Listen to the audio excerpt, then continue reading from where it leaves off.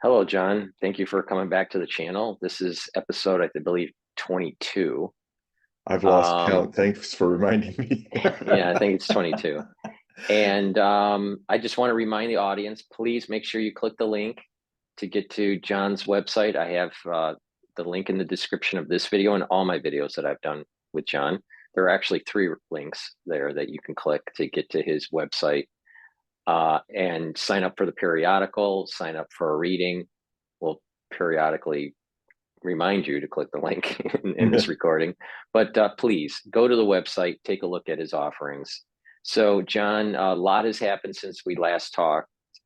We weren't able to record last week, and a lot has happened in the last 7 days. So I don't That's know why where you. we, yeah. Yeah. So I don't know where you want to begin. There's plus we're getting close to the election Yeah, well, in the United States. So just give a background to your watchers is that that's why there's so much going on that I had to do two specials. I mean, every 4 years when it comes to October and November, this is my hardest work because I've been making presidential predictions, usually by popular vote, but it's kind of branched out also. And when somebody's going to win the electoral college, like with Trump, and I've done it 14 times in a row since 1968 with Humphrey and Nixon. And I'm now trying for my 15th attempt at my winning streak. And because of that winning streak, a lot of people want to interview me and it gets busy. But it's been so busy now with the third world conventional phased war and other things that I had to do a monster special that looks at the last quarter of this year into the next year, with some of it going as far as 2026 into 2026, some of the things, especially dealing with the astrology of the future of Israel and which is currently under the grip of a very powerful conjunction of that because it's on Uranus and Taurus. It's also affecting the Israel's birth sun, which is 23 degrees Taurus. And it should, though, because of the end of the great cycle of um, the American cycle of Pluto, which our country has for the last 248 years, existed born under the Pluto Capricorn 29 degrees birth position on July 4th, 1776. And we finished it. And all this stuff happened right as we've done the seventh pass of retrograde direct course, before it goes launching off, which it will do, I think, finally, right after the elections, launching off into another 248 years around the zodiac before it touches Pluto again. So we've ended a great epoch, which Pluto rules epochs and great cycles. And this is like a grand generation of American existence. And now we're kind of going through this death and potentially redefining rebirth, although, and it really will depend very much on who gets elected, where we're going in this. It could end up being the beginning of the painful end of the hegemonic era we've been in for some 34 years since the end of the last Cold War. But that's going to rapidly decline now. And really, some good news, folks. We're going to love not being a hegemon anymore. It's very unnatural for Americans to be an imperium. It's just not our nature. And so I tell you, it's going to be a little painful and may even be a little like an implosion of the Soviet Union was for the Russians. But what's if we can just bear down and get through it and come home from all these foreign engagements, which is so expensive. We have no money left for, we're giving money to Ukraine, we're giving money to Israel, we're giving money to everybody. And we have things that need to be nation built here. And so this whole military industrial complex addiction that the country has is very toxic and it must end, or we will end. This country will break up. The United States will be the disunited states. in the next 4 years. And we may from that have to even either be in a cold civil war or a hot civil war. So hopefully, and a much more chaotic one, scattered through the states than what happened in our last civil war. And then there's a lot of American prophets and other prophets that have talked about this potential, the break of the United States. It's certainly, if it doesn't break up, we are in a cycle where the linking verb is changing. The United States is, which is what we called it before the Civil War happened, after the Civil War happened. Before that, we call it the United States are, invoking some more sovereignty of states over federal government. We are slipping back into are again. And that's not a bad thing. It just means there's going to be more autonomy. That's why we have an electoral college. It took me decades to understand because I hated the electoral college. But now I realize I was wrong. Now I understand why the founding fathers did the electoral college, because we're not just provinces of a bigger nation like most nations have. We literally have a quality of sovereignty in our states that's more than most other places. The only places I can find parallels to this is Bavaria. When Germany became unified, Bavaria had more autonomy than the other German states. And so that's one parallel. I mean, as much autonomy as all our states have here. And so it does require some mathematical thing to counterbalance, a vote that deals with how many of the people are in the country, opposed to a two-senator system, no matter how small or large your state is. Because, if you're California and you have all these people, if we lost the Electoral College, it would surrender most of the power to the states on the Atlantic and the West Coast, and all the states in the middle who are smaller. To have equal representation, they need the two senators system of our Senate. So that's, the founding fathers really thought way ahead about a lot of things, and the founding mothers like Abigail Adams. Um, and so, so with all the things that are going on in the world, I had to create a very large 56,000 word, 11 article pass on just world events, so that I could put that aside and get that off. I think on the 21st of October, I sent it to my subscribers, and it's fully illustrated. It's amazing. Getting lots of great feedback from it. It seems like my writing rises to the risings of this time's intensity. So it even surprises me how my writing is coming out now. Um, so, so if you join now, if you become a subscriber for either automatic payments, $5 or a little more a month, if you want to tip me a little more, or and then you can do through my links on my Hogue Prophecy free samples uh, uh, site, or $60 for a whole year. And because, wow, if there ever was a time for you to read what I have to say, I mean, it's one thing to hear me, which is great to hear and do it with Paul and others. But the details that I can get into in the writing is something, if you're interested in the details. Like a lot of things I can just kind of say, but if you want to see how I back up everything I say, it's become a member, because these are the halcyon times. These are the times where we are literally entering changes that are going to be the biggest changes in 500 years, what's left of this decade. So huge changes. And we'll talk a little bit about some of that, like what happened at the BRICS summit, the most significant summit. Future will see this. The most significant summit in the last half millennium happened in Kazan, Russia, uh, in this month, last week, I think. But you wouldn't know that if you were looking at the mainstream media and other places, because what I provide in a futuristic view of world trends is context. And I also provide history, because history is a context of why we did something back then. We're doing this stuff now.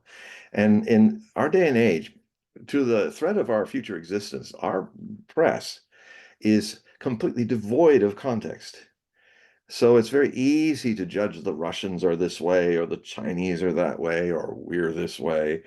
And because there's no context, it's all babble, Tower of Babel. And if it doesn't get clearer, if there aren't more free places where people can tell an alternative view than mainstream media, then we will fulfill the prophecies of seers like Bartholomeus, Nostradamus, and especially in this case, Stormberger, who said if there's a third world war, we'd walk with our eyes wide open into it. And you can only do that if you're misinformed or uninformed, mostly uninformed. So this is really a great time. If you've got a yes for this, just go to hogueprophecy.com. And the links are here on Paul's page here, and consider donating to me doing this. There's no us. I'm a one-man magazine. I'm the editor. I'm the boss. Anyway. So just come to me and check it out. And what will happen is you know you will see this new thing that I wrote in October, and I immediately started another 40,000 word magazine. I don't do this every day, but it's just because of this time. I'm doing another one that's solely on the presidential elections, uh, looking at the astrology, looking at the intuitions, looking at the Kabbalistic number 47 and what that means for a president having 47 as their vibratory number, and which is pretty challenging, especially if it harmonizes with the number 11, even more challenging. And so there's stuff like that. So a whole lot of prophecy. If you're into prophecy, especially these last two, this one I'm working on and the one I just did, which if you tell me when you donate, if you just put Paul C on it, and that'll immediately I will know to give you a free version of the previous one, and the presidential elections will come as you become a subscriber. So, and also another important thing for these kind of times is to do readings. And I do readings, and they are they're as interesting to me as they are to the people who are getting the reading, because I'm just the mailman. And I go, whoa, that was unexpected. That was interesting stuff. So anyway, yeah, with that, now let's see, the thing that comes to mind that I anticipated, actually, it looks like I was right in my articles that Netanyahu and the Jewish state would strike Iran before the elections. And I'd been writing about that weeks before people were kind of intimating it.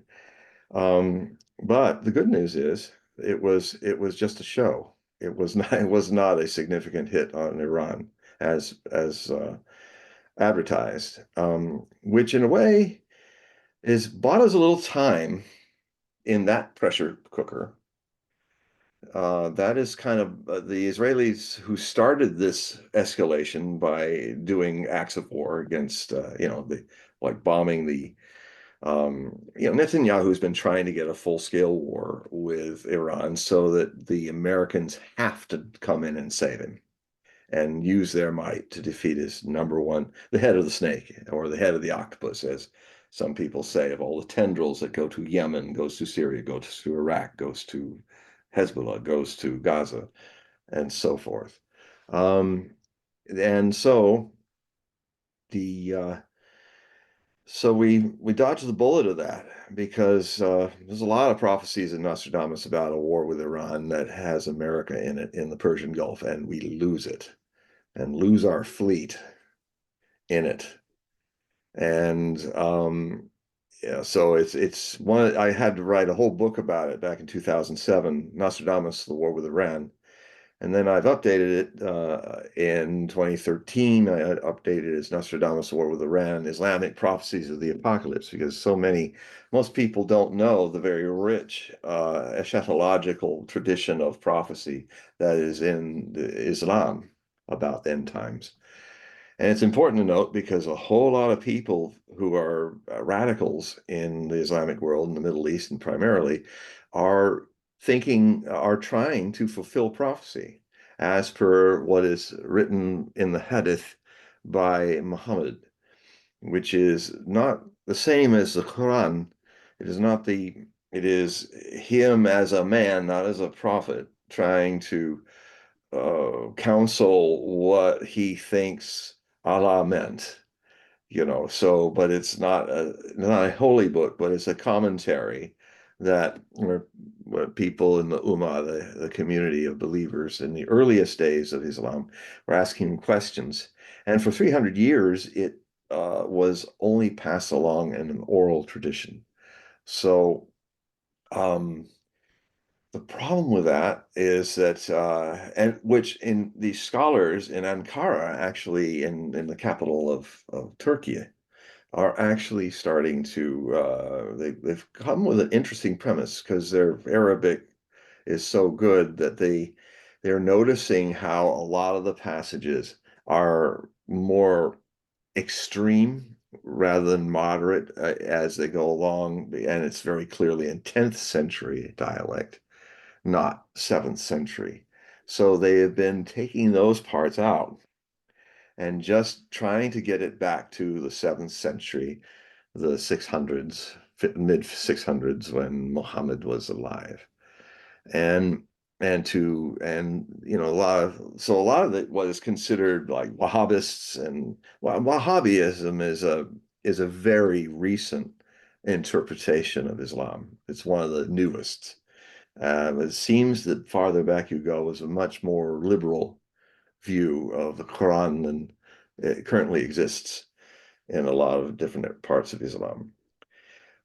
And a lot of it also has the prophecies of Muhammad being a prophet predicting the end times of Islam. And what is very interesting about it is that you probably have heard, if you watch the news, you hear about ISIS K. People go, what is this? Special K? Like, is this some new Islamic Kellogg's or something? Is this a bowl of, here, eat some ISIS K for breakfast? The, the, what it is that when ISIS was scattered, and well, now ISIS currently, what's left of it is a weapon of the CIA and the United States in its occupation of northeastern Syria.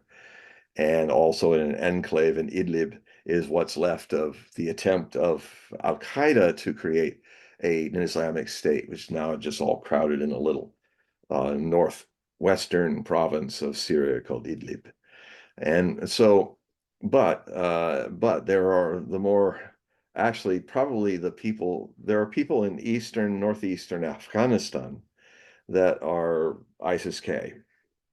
And actually, the Taliban is fighting them now because the Taliban is making agreements as a government to get the Belt and Roadway of China, the grand Eurasian African connectivity of all these continents, free of any ocean side blocking of the United States and its fleet. So um, they're one of the agreements with the Chinese is, please control the ISIS-K, in part because the ISIS-K, it sounds like they are also CIA based as well. But where it started was that you ever wonder why not Muhammad, but why Osama bin Laden, who founded the front, the Al-Qaeda. Why did he go to why did he pick northeastern Afghanistan, the most inhospitable, mountainous vastness of the Hindu Kush region? Why, Hindu Kush it means killer of Hindus. in Sanskrit. So because of the pathways, that's where all the great Islamic invasions into the Mughal empires and and into the Indian empires came from that source. So anyway, it's like there's actually this is why it's important to read Islamic eschatological prophecy, because it's all about the predictions of the apocalypse as the Islamic people see it. Um, Muhammad was asked by a believer, what do you think will happen uh, when when that final time comes? And it's elaborate, but just put it in shorthand. Um, he he basically spelled out everything that happened in the early part of the 20th century.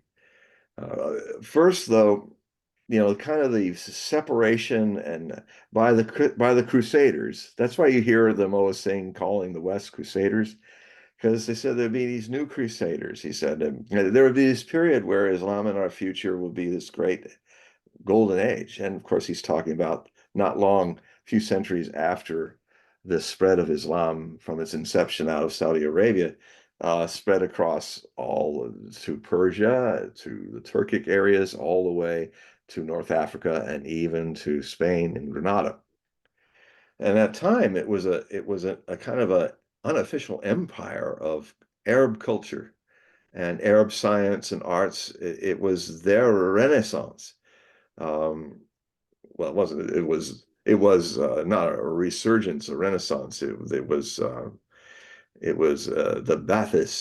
Ba'atha. Which is this is what Arabs. That's why you've heard about Ba'athist parties and stuff, where they're trying to unite the states of Araby together again, and it's failed a lot. But that is their word for Renaissance. Let's resurge. Let's repeat classical Arabic golden age that followed, oddly enough, after all the killing and purifying and stuff of the sword of Islam and all that. It settled down, and we got algebra, we got many some of the incredible, some of the greatest things, some of the history of the Middle Ages and classical times were best recorded by Arabic scholars.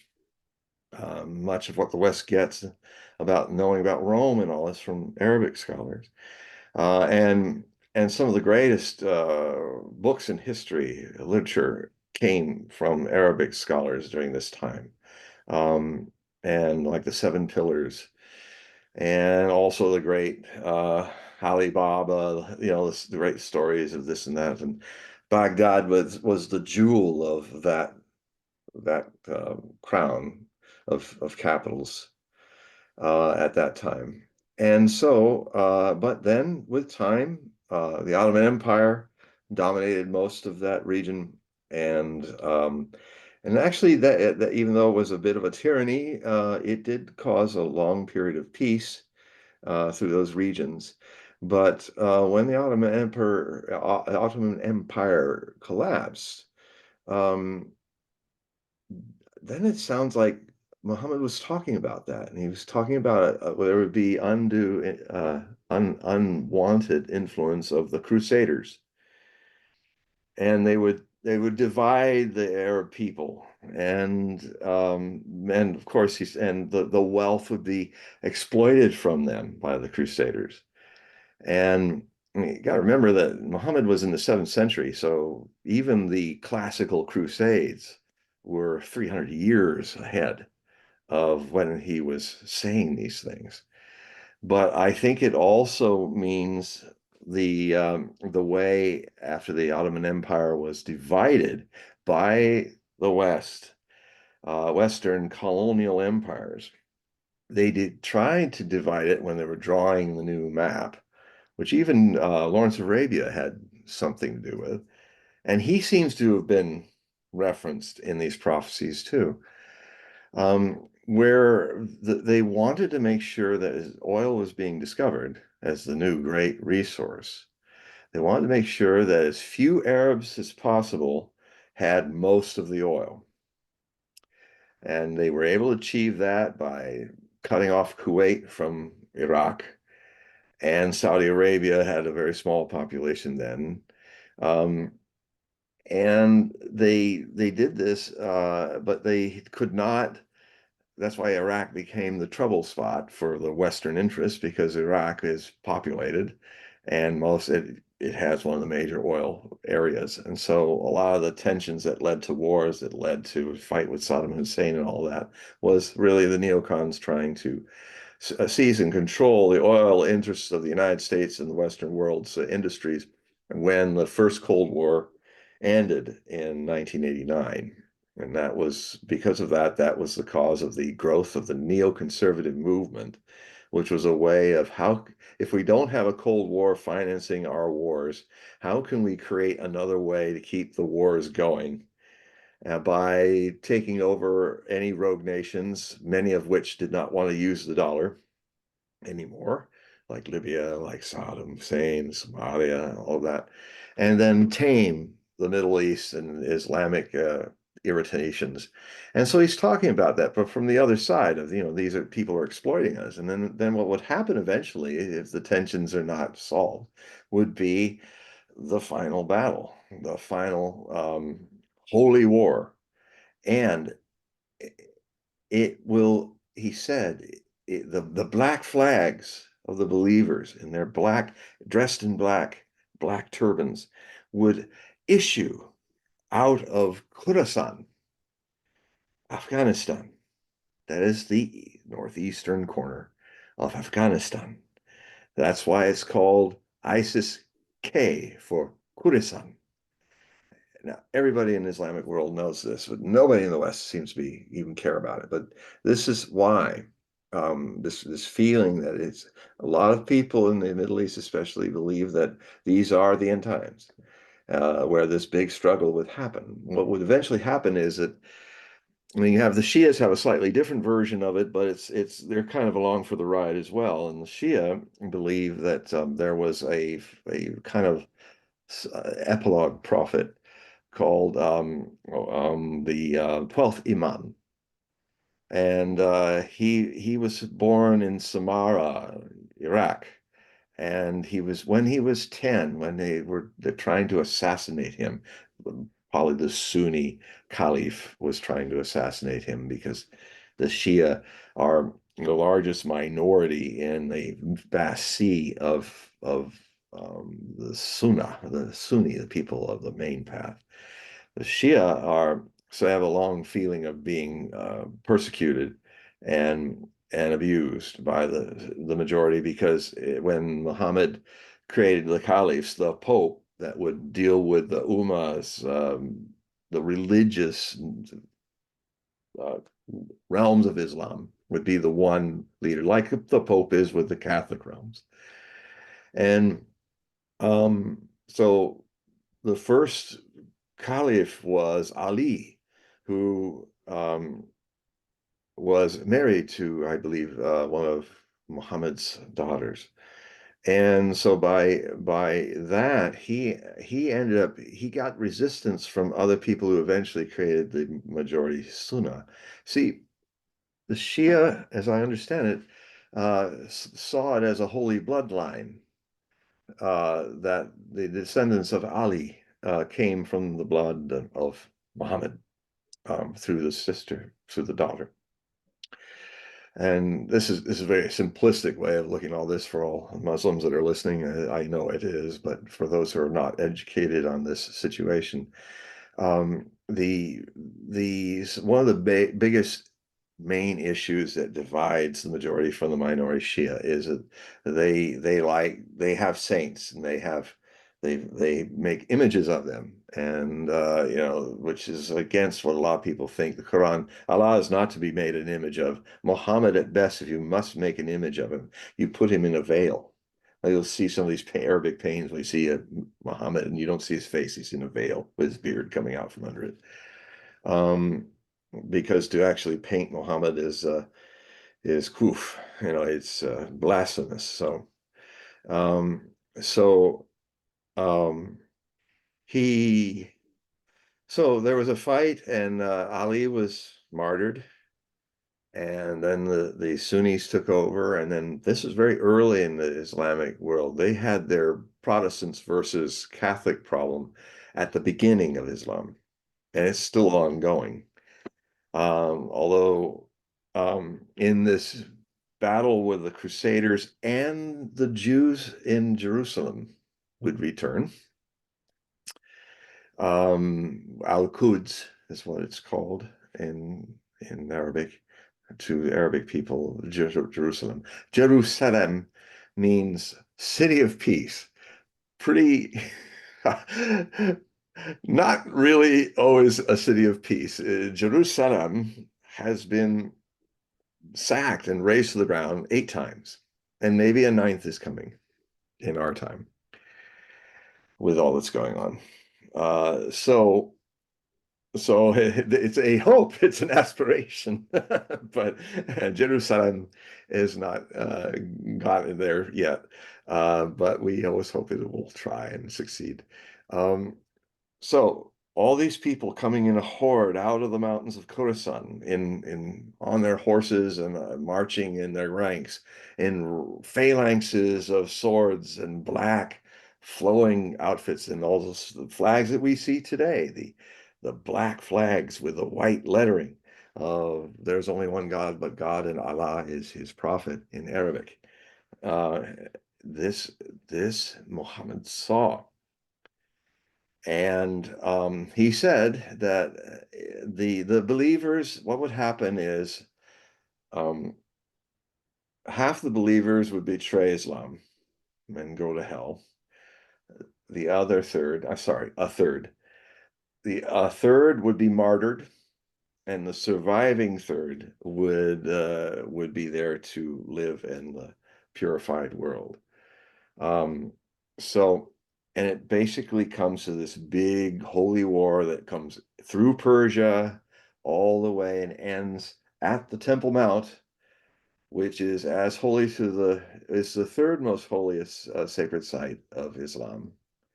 Medina and Mecca, or Mecca's first, Medina's second, is the Temple Mount in Jerusalem, is Al-Quds is the third, where the idea is Islam faithful believe that when Muhammad died, he mounted his horse on the Temple Mount and ascended to heaven from there. Um, and so, in honor of that, Al-Aqsa Mosque was built, I believe. Oh, well, it must have been before the Crusades, so way back, I think. And then later, they built the Golden Dome, the Mosque of the Golden Dome, which is kind of this era of Jerusalem, a kind of a real skyline, emblematic of Jerusalem. Is that beautiful Golden Dome. But what Israelis believe is that this mount belongs to them because it's where their first and second temples were built and destroyed and built again. And many believe now, in fact, I'm always concerned I'll wake up someday and I'll be watching their bulldozers tearing down Alaska and bulldozers tearing down the Golden Dome because of the religious messianic fever that is also in the Jewish people of Israel under this new, Zionism is getting religion now. It didn't used to have that, but now this whole idea of the possibility of taking care of all our ancient enemies at once with the help of our neighbor, the United States, um, is possible. Now, this is crazy, but almost in a faith move rather than with reason. This is why Netanyahu and his cabinet have pushed for 7 fronts. They're fighting wars on 7 fronts. And the ultimate thing is to drag in Iran and tempting it by outrage after outrage. And so this escalation ladder that started in April Fool's Day, ironically, when Netanyahu openly committed an act of war by shooting missiles from an Israeli F-35 fighter bomber into the embassy in Damascus and the Iranian embassy, and that is Iranian territory. So if you destroy if you destroys anyone's embassy, according to the I think it's called the Vienna Law or something after World War II, that is an act of war. And he knew it and he made it because he wanted to provoke Iran to fight. So Iran did in around 13th of 14th of April, a lot of time zones between here and there. Um, they made a demonstration and they warned the Israelis after sundown on Sabbath. They made a demonstration to show that they could reach out and touch them. Well, the Israelis did a very minor reaction with another big threat. Well, we're going to really hit you hard. And then they only did in country some of the non-Persian ethnic groups that are rebelling did a little stuff with some drones and maybe blew up one Russian radar station. And then, so that was it. But then, so that was the last time that we had this kind of, okay, where we are now. But unfortunately, since then, it's this whole story of escalations by crossing red lines that people have never crossed before. And the problem with that is that, yeah, you cross a few lines, like you hit the embassy in Iran, which is outright war crime, cause for war. Iran was in its rights to strike back, killed a bunch of Iranian soldiers and embassy people and some high-ranking generals that were under the safety of being in an embassy was not respected. So then what's happened is every time, so Netanyahu did a campaign of assassinations of leaders. And that's what happened over the May, June, July, and August. And so in October 1st, especially when um, Nasrallah, Syed Hassan Nasrallah, who has been the leader of the Hezbollah uh, movement since 1992, when he took over from someone who was martyred. Um, he was killed, and then also Hania before him, the head of Hamas, who was active, very active in trying to get a ceasefire to save thousands of people, civilians that are being murdered and starving to death every day now in what's the rubble pile of the Gaza Strip. And so we have a full-blown genocide going on that you won't hear much about in the U.S. press because it's rather influenced by AIPAC and Israeli interests. So, but if you go on the alternative media, if you go on X, you will see a lot of things that you will not see in your evening news that are going on and are important for your future to know about because your country, America, is going to be dragged into this, and it could go nuclear because Israel now it's out of the bag with the leaked. Uh, some people leaked the top secret stuff that Israel gave to America and other allies, which now makes it confirmed that Israel is a nuclear, though rogue nuclear state. And so that they build bombs and they have atomic weapons. Some people think as few as 90, some people think as many as 300. Um, it all happened in the 1960s. And so, when you're the only nuclear power in a region, it's a very destabilizing situation. What's more, it's a lesser evil is if you have responsible powers in the region also as nuclear powers, so that you do not do what the Soviet Union and the United States successfully didn't do throughout the long 45 years of the first Cold War, did not, they had mutually assured destruction. Nuclear weapons were deterrents. They were there to scare you straight to never use them. But that's all gone now. Even not with the Russians and the Chinese, but with the Americans and the British and the French. They're kind of openly talking about that we can use these weapons. I mean, why do we have all these weapons if we don't use them? Said Madeleine Albright one day, shocked the people in the 90s when she said it. But now people can say that. And it's like, yeah, why not? Uh, They will go with open eyes into these catastrophes, said Stormberger. You are those people unless you start opening your eyes and look what's happening. And that's kind of what I try to do with my Hogue Prophecy reports and being on this show. It's that Paul's graciously allowed me to be on and see you all. And these are the things that are important. And so on October 1st, Iran hit hard, a harder demonstration with about 200 missiles or more. I watched it live just by chance. It was happening, and I saw the whole thing before it could be edited.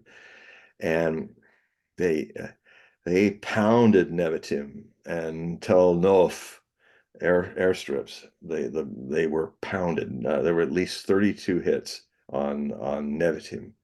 And people, the Israeli press tried to pretend. Well, not the press; they were actually like Haaretz and other some of the best press out there are in Israel. Like Haaretz is a great source of finding out what's really going on there. Jerusalem Post, you get to know what the right-leaning view is, which is important to know. You have to read everything, see everything.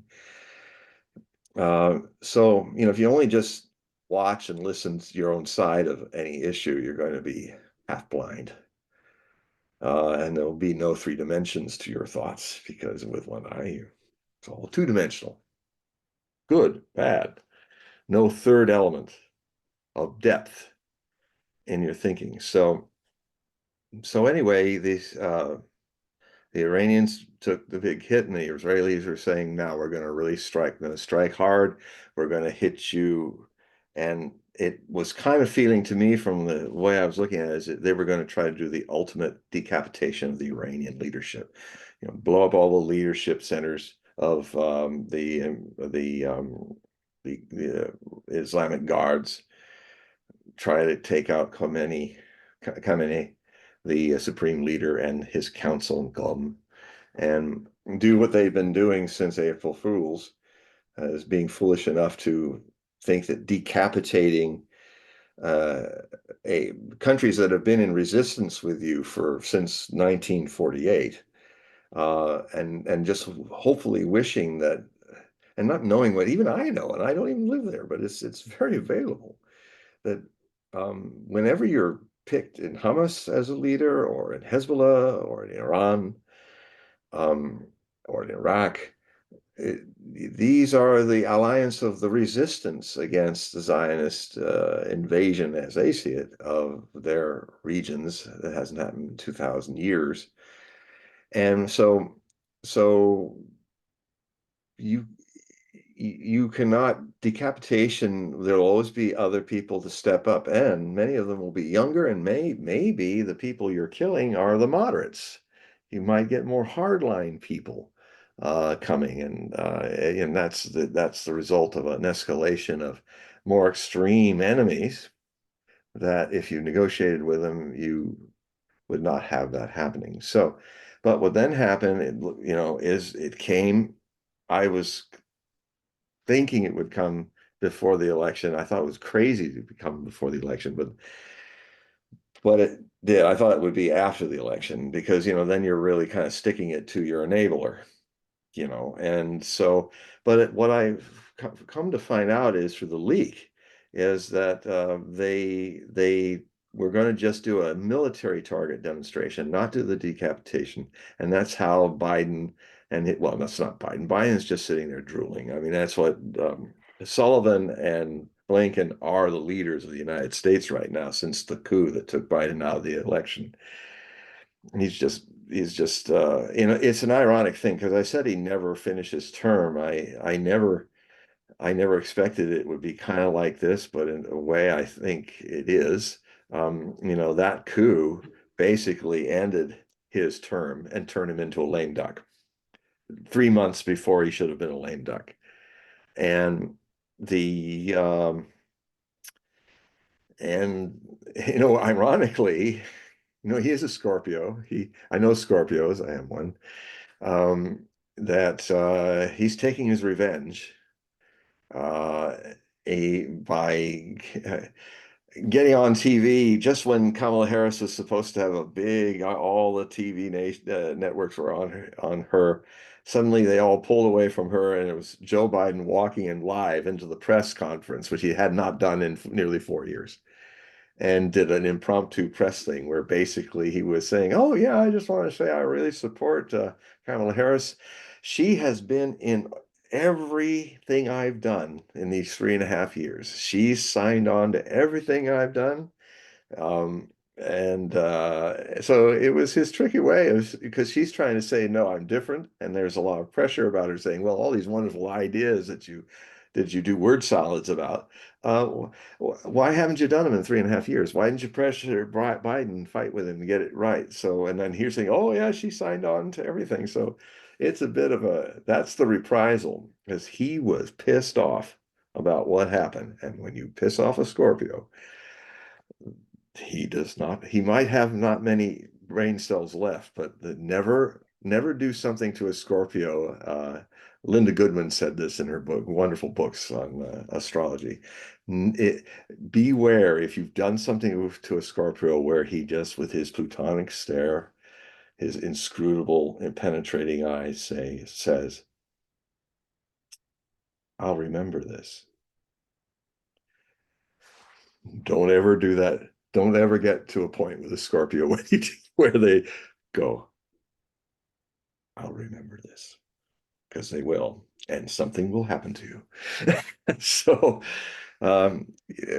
this is the more reptilian Scorpios. I like to think I'm one of the Phoenix, because I had to be, because I have double Scorpio rising and sun, 5 degrees, sun in all in 12th house, the ascendant conjoined with Venus in Scorpio in its fall, and Saturn in Scorpio. So, when you have a chart like that, you have to listen to the planets of your higher nature, or you just don't make it. So I've come through the gauntlet of it. But I do understand. When I did Biden's astrology 4 years ago, it was like I understood, because he has a lot of stuff in the 12th house as well. So is Hillary Clinton. Actually, Hillary Clinton has a very similar chart to mine, so I get her. I get where that goes wrong too. So because she's also Scorpio, early period, almost cusp to Libra like I am. And so the the Israelis attacked. I watched it. I watched it happening a few days ago. What amazed me in first impression was see how they did it is they launched 100 jets, um, and they weren't going to fly over Iranian airspace. What they did is they go over Iraq without permission, but what are the Iraqis going to do? They go over Iraq, and as close to the eastern part of Iraq, that's when they launch their missiles out of Iraqi airspace and hit targets in Iran. Now, I've been saying a long time from my sources that, and it feels right. That's how I do my medium work. I read the world, and people say a lot of things, but I've noticed and took note of when this thing happens. It has this, oh, that's happening. Oh, this isn't happening. That's happening. I don't know how I do it, but it's, don't ask a millipede to how he walks on 500 legs on either side of his body. It's just like, my job is to get out of the way and be available. That's all I do. And then all this stuff happens.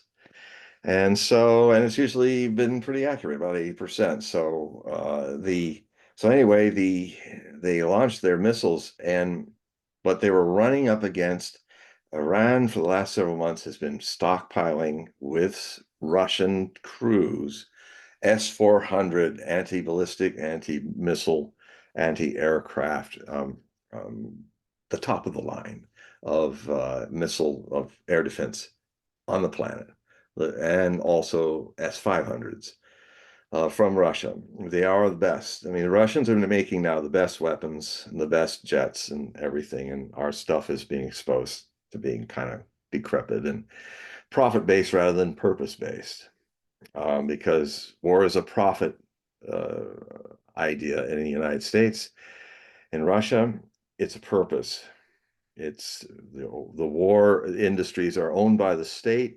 There's a lot of good interaction between private enterprise in Russia about it, but everybody knows because in Russia, even the people in the war industry are patriots rather than businessmen trying to make a buck out of war.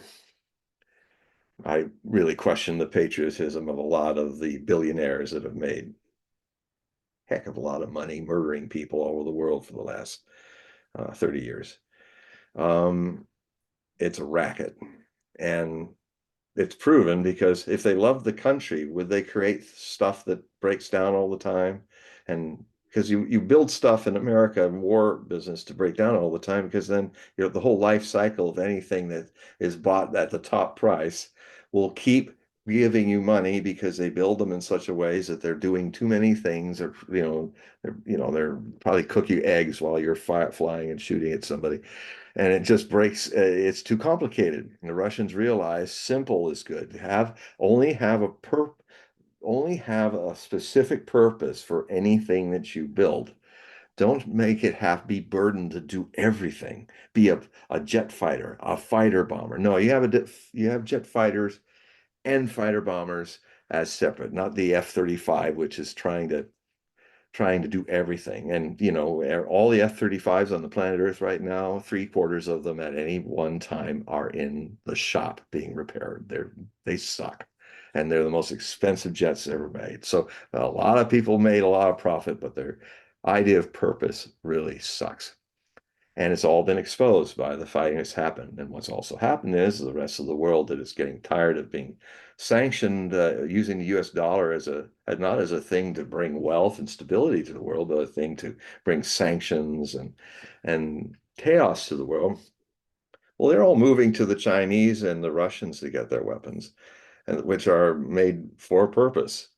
And so, Israel has bought into all the American expensive weapons. And so anyway, they were smart not to. I mean, next time if they make this attack. So anyway, the attack came, and I was watching how you could see the missiles coming horizontally over the skyline of Tehran. And so you could hear they were shooting and doing things, and then you see like a whole cloud of missiles going straight across, and then suddenly it's like going pop, pop, pop, pop, pop, pop, pop, and they disappeared. Literally shot them all down efficiently. And I was saying, wow.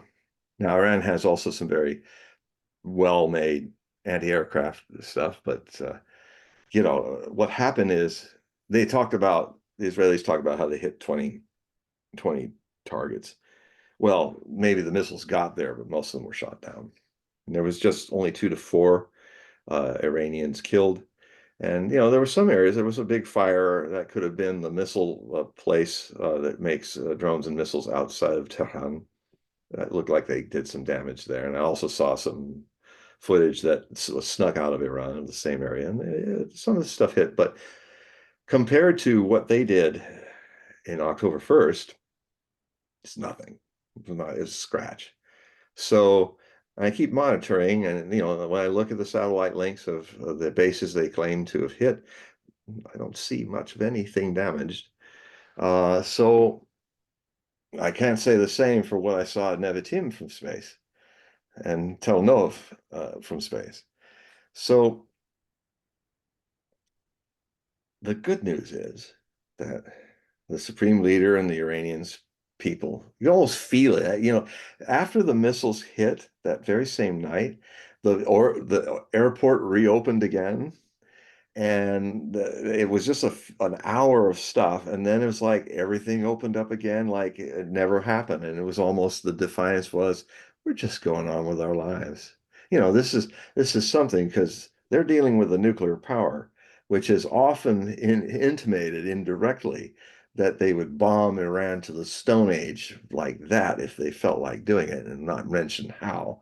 But everybody knows this is the biggest open secret in nuclear deterrence across the planet is Israel is a rogue nuclear state, breaking all the treaties. And that's now kind of officially out of the bag because of this leak, because they talked about, well, then they might go nuclear next time with their nukes and stuff. So that was not supposed to be shared with the general public who vote them in, who finance their campaigns, who they're supposed to serve first. So we're in a period. I agree with Alexander Mercouris. It was what I was feeling, and then I heard him voice it the following day. One of my best sources from the Duran, a must watch for all you to go online. YouTube, watch the Duran, Duran. They're some of my finest sources for many years. Always very accurate, rational. And anyway, so Mercouris kind of voiced what I was feeling was that, okay, we got a little respite now. And this whole escalating issue that Netanyahu started, now he can kind of say, well, I did this and now it's over. I've done that. This is all I'm going to do. I'm not going to do anymore. So the escalation for now is put in abeyance, but I think it will resume just like before, just like in the April 1st to April 14th thing. And so because Netanyahu needs a war. The the Israeli army is losing lots of wounded and not so many dead, but that's because Israeli armed forces has one of the finest triage rescue of wounded on battlefields in the world, to their credit. So, but there's lots of guys getting wounded and seriously, and a lot of it is not going well with the incursion. And so, once again, the curse of Netanyahu. I'll explain astrologically how far this curse goes in a moment here. I'll start here. I call it the curse of Netanyahu. He he wanted this war. He every time he tries to go in, he gets more and more engaged in wars of attrition, which cannot be won by a country of 7 million Jews and 2 million Arabs, Israelis. It cannot be won. When you're fighting a nation like Iran of 90 million people, when you've made hostile to you 441 million Arabs, it's crazy. And short of some divine presence that could make it all magically like the Bible, the armies turning to ash and all that, uh, that's all they've got, a spiritual dogmatic hope, not a reality as so far. So, so what it's gone back to is now he's got a full-scale war of attrition in Lebanon with Hezbollah, which are much better dug in, and he's also the villages that the Israeli forces have taken, they've blown them to bits, just like the neighborhoods of Gaza. So it's become also now a Lebanese genocide. So it's going to sometime, maybe at the end of the year, maybe early. When I look at this, at first, when I was writing about this in this most recent thing I sent on the 21st of October to my readers of Prophecy Report, I found myself in it, and I wrote about it. It's like myself, I did more than I've usually done in my prophecy work. Um, I don't talk about much, but I often people think that I'm just predicting things that I agree with. No, I half of the things I'm predicting from my oracular instinct go against me personally. Oh no, that can't happen. But I have remembered and taken stock. I date tag everything I do and write it down. And I can go back if memory fails me to look at this and go, yeah, okay, that happened. Okay, I didn't like it, I didn't want that, but it happened. So um, I had this feeling that this whole thing my personal feeling, not my oracular experience, was this is all just going to come in ahead before or around the election, and it could end up with everything exploding in the Middle East and being a real mess. But the oracular part of me was saying, oh, this is going to be a long war. How? Can't be. How can it be a long war? It's going to be a long war. And then I started doing the astrology.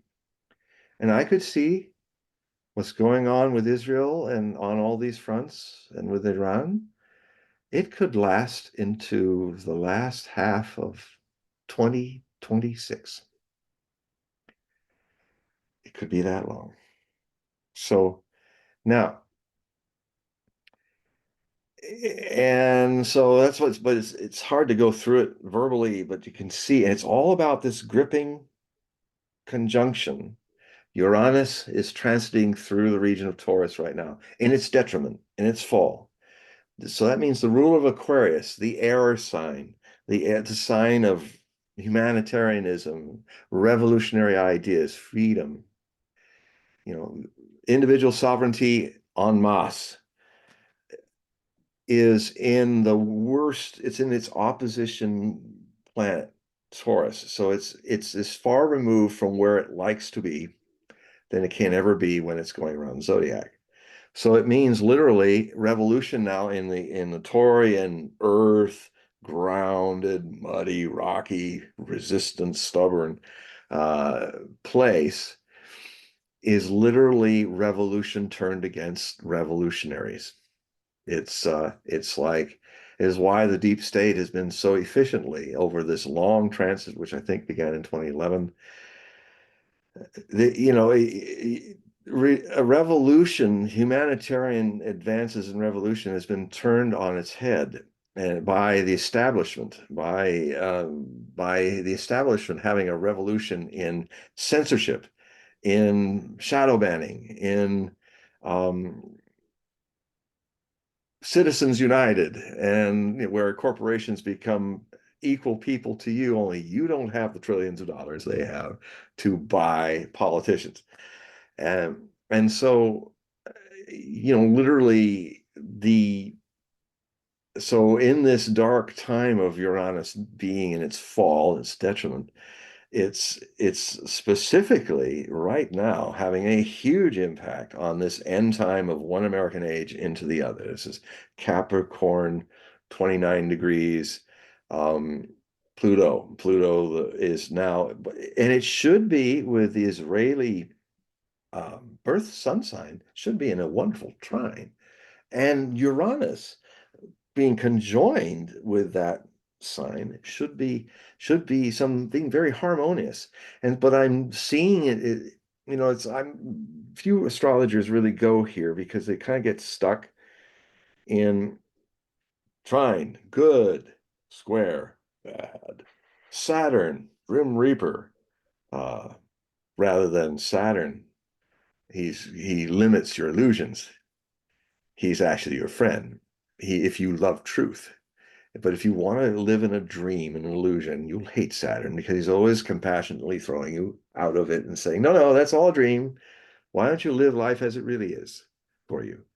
And so I'm kind of being a heterodox with astrology. I'm starting to say things like, don't just call oppositions that when planets are opposed to each other. Don't just call them that because that's just half of it.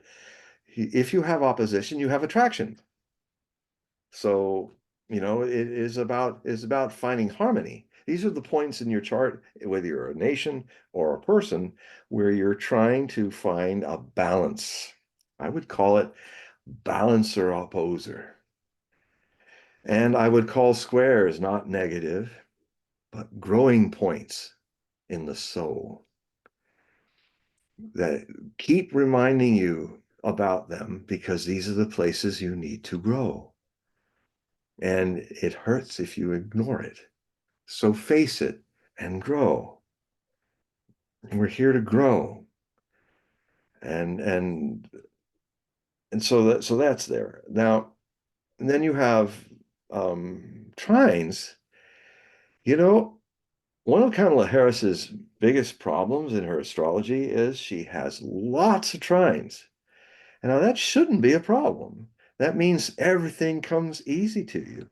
Yeah, it does come easy to her. Like, here's a person who couldn't even win a single vote in 2020 during the Democratic primaries, who in 140 seconds, Tulsi Gabbard deconstructed her whole game with truth bombs in the first debate. And rather than face it, the next morning people were talking to her on, well, what do you think about Tulsi Gabbard coming after you? And she just said something smarmy and didn't answer the question, which that's one of the few consistent things she is. She never answers the questions. She moves, she averts them, and she's not very good. She's not a good politician. She might have been a workable, good lawyer, a liar, as my teacher called lawyers. Oh yes, let's go get the liar. Um, but she hasn't. Her political skills are just not there, and she's very insecure. That laugh is a classic psychological tell for somebody who is laughing too hard because they are insecure. Oh, everything's fine. You know, so so the so yeah, things come easy for you, Kamala. You can lose, and you can then say, "Oh, it's because I'm a top line candidate that Tulsi went for me. More people will go for me because I'm a top line candidate." And then you'll just gloss over the fact that a few days later, you left the campaign and you didn't even get a single vote. But you have all these trines. And these trines can be very helpful. Out of the blue, you've got the kingmaker, Barack Obama, just like the queenmaker, Hillary Clinton, who are your two mentors. Here steps Barack Obama. He pulls you out of oblivion, political oblivion, and he picks you to be the vice president. And he forces Biden to say yes. He gets all these people that were campaigning, still campaigning, to promise them posts in the cabinet. So they abandoned the Democratic voters. The primary was a farce, and it was just Biden left standing, well, hiding in his basement most of the campaign because of his dementia. But the try and work for you. You got the Peter principle going right here. You are advancing, and now you're at the threshold because of the coup that took Biden out, which you had a little part in. Now you are the candidate for the Democratic Party who never got voted for. No primary did you test yourself in. You just dropped from base one to home run without an effort. That's what too many trines in your chart will do for you. Everything's too easy. You don't earn it. And when you don't earn it, you don't gain the wisdom from mistakes and things that could make you a good leader. I mean, she's got generally a great chart, but a chart is like a car. It shows you, it's like the Kelly Blue Book of astrology as your body mind vehicle. But if the soul has got an affliction which shouldn't be an affliction, too many trines, where everything's just easy, then you never earn anything until you reach too far. And I think this is what's going to happen to her. Uh, she's out of her depth. She's completely alienated men with what she's doing. The men are leaving in droves. This is a soccer moms for John Kerry in 2004 with Bush. This is the soccer mom effect, an orders of magnitude much worse, because she's now if Tulsi Gabbard hadn't been kicked out of the Democratic Party, it might have been Tulsi Gabbard that Trump was going against, and he might have lost from her, because a lot of men are pulled to her strength and pulled to her femininity with authority, not I mean, I personally was turned off to her during the first debate she had with Trump. Very dumb of her to be doing this, where they have the camera with her on one side and Trump talking, and she's making, all these little things that tell you, as a man, if I go out on a date with somebody like that, that's over. This is just like a real turnoff. Something like, yeah, yeah, yeah, you know, it's just I don't fall in love with cartoons called women. I fall in love with women, and that's just how I feel as a man. And I think it's a good time now for men to kind of remind people with all this woke emasculation stuff that's going on from the left that men are rebelling. I'm rebelling as a man. I can't vote for that, and I'm not alone. And so, kind of, I'm going to make my official prediction for our audience. You're one of the first audiences are going to hear, but everybody's waiting for it, coast to coast and other places. My official prediction, which I'm currently writing out for my readers, but you'll hear it before my readers do. Um, I've been, my oracular sense rather shocked me again because I think, you know, I, how is this happening? But I started feeling when just before in September, early September, just before early balloting started, I started to feel before people were talking about it, I say, I don't think men are going to vote for her. I think she's really like turning off male voters. And of course, being men, they're not going to gossip about it. Nothing wrong with gossiping, but they're, men don't gossip like that. No. Well, I'm not going to vote for him. No, you should. You should. No. A man goes, hmm, and then he keeps it to himself. Yes, dear. Yes, yes, well, I'll vote for her or something like that, and goes off and votes for Trump. you know, and it's a private issue, voting. Some and then the worst thing is, I would say, if I were Trump, I would say, hey, keep Barack coming and shaming black men publicly and openly. Let Barack's wife doing the same. Just keep doing that. Go to every state and do that. You're helping us so much because, when you shame men, it shows you don't respect their opinion, and that your opinion has to be theirs. That's a turnoff. And so men have just about had enough of this. And then here you have Barack Obama sitting there, and it's the first time he even talks in blackish words like, well, you got to start working with the brothers. He never used that before, and I can remember. Well, the brothers, and he's standing there, he's giving a dressing down. I'm surprised that one of those guys didn't send him out of the room in a rather violent way. But then the Secret Service are there, but or to say, but they were just sitting there going, they were listening, being respectful. And I said, boy, those guys are going to go straight and vote for Trump. And and and the black women too are doing it. They're just, they're sick and tired of the Democrats pretend leadership, pretending to be massa. No, you are our property, politically speaking, you African American folk. We are massa, new massa. Obama is a new massa. And now he's dressing down his political slaves. And this is not me talking. This is the feedback I'm getting from a lot of black people about what's going on, and I'm with them. I mean, it's just like I think woke for white people is the same thing. That's why I'm always kidding them. And anyway, so it's not working. I mean, God, she was getting booed in a huge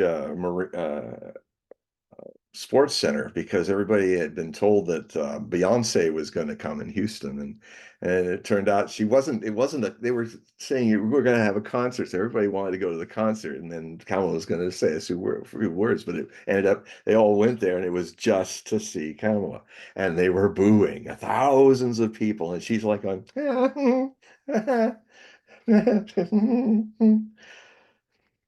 Jesus, do you really want sometimes you just got to know when a certain role in the world is not yours to have, and it's good to know. It's like you know, I couldn't be a NFL football player if I wanted to. I got as far as Pop Warner, Junior All-American. That's it. But I saved my brain. So not too many knockouts. So, um, so I started feeling he's not just going to win by electoral college like he did in 2016. I was like, are you kidding? He's going to win by a landslide?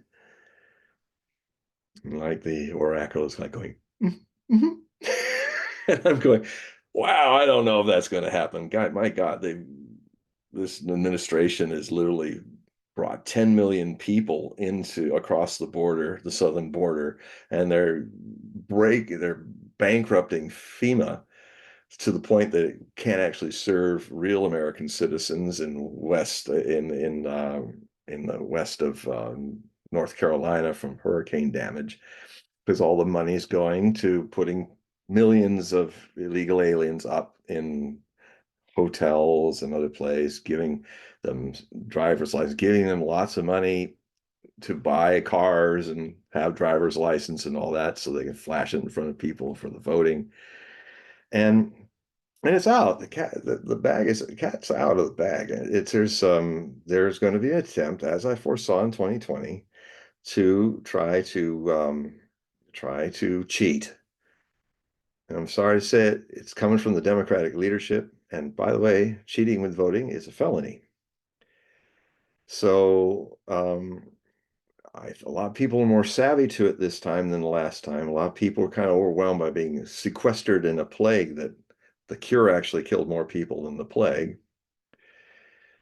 And so the what I think is happening is, if my prediction is this, if you count the legal voters, the legal ballots in 50 states and territories, you will find that Donald J. Trump won a landslide and got over 300 electoral college votes. He only needs like 270. It's like I said in 2020, I said he's going to win the electoral college, but I won't be able to um, objectively prove it like I did in 2000, because I caused quite a ruckus when I said, no, Al Gore won Florida, which meant he won legally being president over George W. Bush. And people back then were saying, oh, come on, you're a sore loser. No, I'm not a sore loser. I'm just saying this is that recount should have happened. Well, I found out a few years later that it did. A year after, because all the ballots are in Tallahassee in some warehouse. All those dangling chads were waiting to be counted. Oh, please count us. And all lonely in some warehouse somewhere. And they had a nonpartisan group of people funded to do all the counting, to do what Al Gore cut off by choking and not letting the Supreme Court, moving it back to the Florida State Supreme Court to give them what they asked. That's why they denied it, because we need to know how you're going to count it. Well, we don't know how. Well, then don't bother us. Go back to the state and get the count and come back to us. So, but Al Gore got some deep state people pressured him, and he just decided to choke. And he literally choked. And if he had, it shows he would have been a lousy leader, because he chokes. I mean, this is a time where you're going to see if he can really be a leader under pressure, and pressure from support groups and all. But if he's single pointed with what is right as a leader, he'll go for it. And he didn't. And if he did, he would have won by 76 votes. It doesn't matter if it's one vote more than the other. He legally is the elected president of 2000. So I got to have it proven that my instincts, oracular instincts, were onto something. And so what I'm saying again, in these years, many years later, 24 years later, um, if you went and if you had everybody recount all 50 states of 2020's warehouses with ballots, and were able then to look and throw out the ballots which were fraudulent, which had no address, which had not the things they need, they throw them out. I contend, because the feeling is often so accurate, what I do, that you would find that Trump had won in 2020 the Electoral College. Now, here I am again. Now, people go, oh, you just support, you just want to keep your streak going, you bastard. Um, no, you know what? I'd like to be proven wrong. And if you, Mr. and Mrs. America, who are okay with your side winning with a lot of suspicious ballot fraud going on, wouldn't you like to know if you legally won, truthfully won? What does that say of you that you're okay with a disputed election across the states that you won?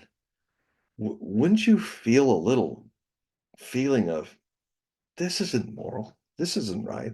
Let's really, I want to know if I lost. I want to know if I won. And it would be a burden off my chest and my shoulders to know that Trump really did lose to Biden. And I would say, well, I'm good with that.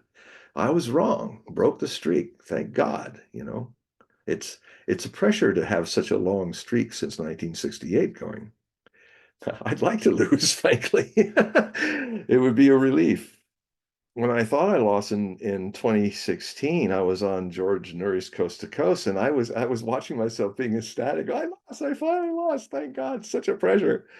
And then George kind of settled me down across 20 million people across North America. And he said, well, John, don't count your chickens before they're hatched. There's millions of votes happening over in California. There's lots of votes coming.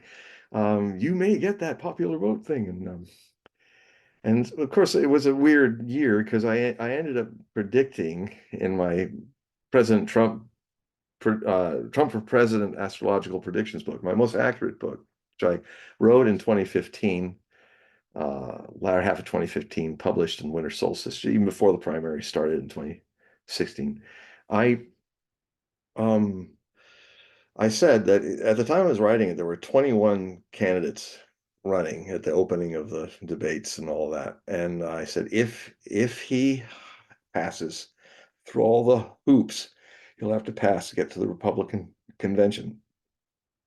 If he wins, he has the best astrology I've ever seen for election night. Just absolutely Mr. Luck. I mean, he has remarkable astrology.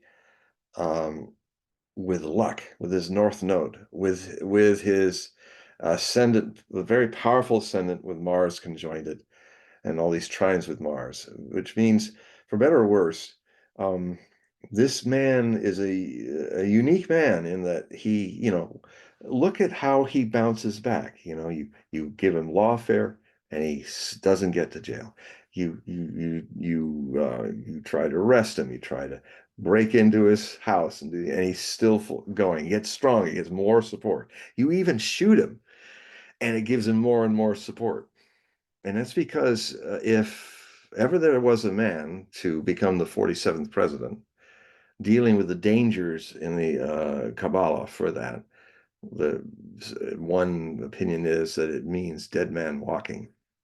But the other way to say it is a person of non-substance for the job. So it could be an empty woman walking if it's Kamala Harris, who's just going to be in service of the deep state, whatever they want to do with her. And so, but now I'm going to write about it. I was just starting to write about it for the show, is that his Kabbalah being the 47th president he is the dead man walking in the attention of his enemies. And when you read what the vibratory thing is, it sounds like how Trump has walked out of all these attempts through lawfare, through assassination, through all these things to stop him, and how because he's single-pointed with that Aries Mars, no, Leo Mars, sorry, in the Leo rising, powerful Leo ascendant. So that's how you reach out in the world. That's the mask you put on for the world. That is, um, it's if ever there was somebody, because I tell you, this danger, this threat of his life and limb is going to, if he's president, will last for 4 years. These attempts on his life are not over with his winning the election. They've only just begun because the things that he's wanting to do are really an affront to the powers that be in the deep state. I mean, this time, he's got Bobby Kennedy who's going to make the big pharma go down, with all the bad drugs and unhealthy food and all that that's killing the United States health-wise. We're dying from that more than wars. And Bobby Kennedy has been an expert in that, a lawyer fighting that all his adult life. And he's going to end up running FDA. And he's going to change all of that out. You got Elon Musk coming in as a czar for efficiency. He's not getting paid. He's doing it as a patriot, just donating his time. But the man is brilliant in how he cleans out workers and situations that don't are just not doing their job. And so he's going to go across because this is a power the president has that most people never use because they're part of the grift. But Trump realized that, I can shrink the government. I have the power.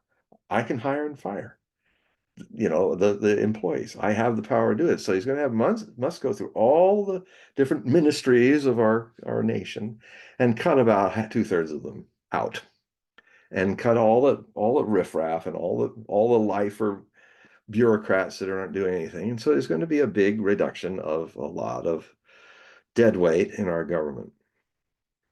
And that will also go with probably a lot of people in the CIA getting fired. He's also going to, he was talking with Joe Rogan. That's a must watch, those 3 hours he was on recently with Joe Rogan. It's the first time actually, because it was only through Bobby Kennedy talking about their private conversations that I found out that how much he is. Yeah, I made this mistake, this mistake, this mistake, a lot of mistakes.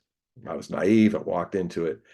I trusted people too much, and they screwed me. And I've learned my lesson. And so I heard it from Bobby's mouth, but I heard it on Joe Rogan this morning from his own. He's just at ease with him. At ease, and yeah, I did. I screwed up. And then he says, I sometimes wonder why people get so push buttons with me, and Joe Rogan being the kind of man that you just can't talk BS with him. He's graceful with it, but well, I wonder why. And he says, well, I know why. Well, what is it? He says, you talk a lot of crazy shit. And Trump laughed, yeah, I do. You're right. I do talk a lot of crazy shit. It's a game changer if people watch it because it's just like you're seeing this other side of Trump that's in his astrology that's he has so many layers.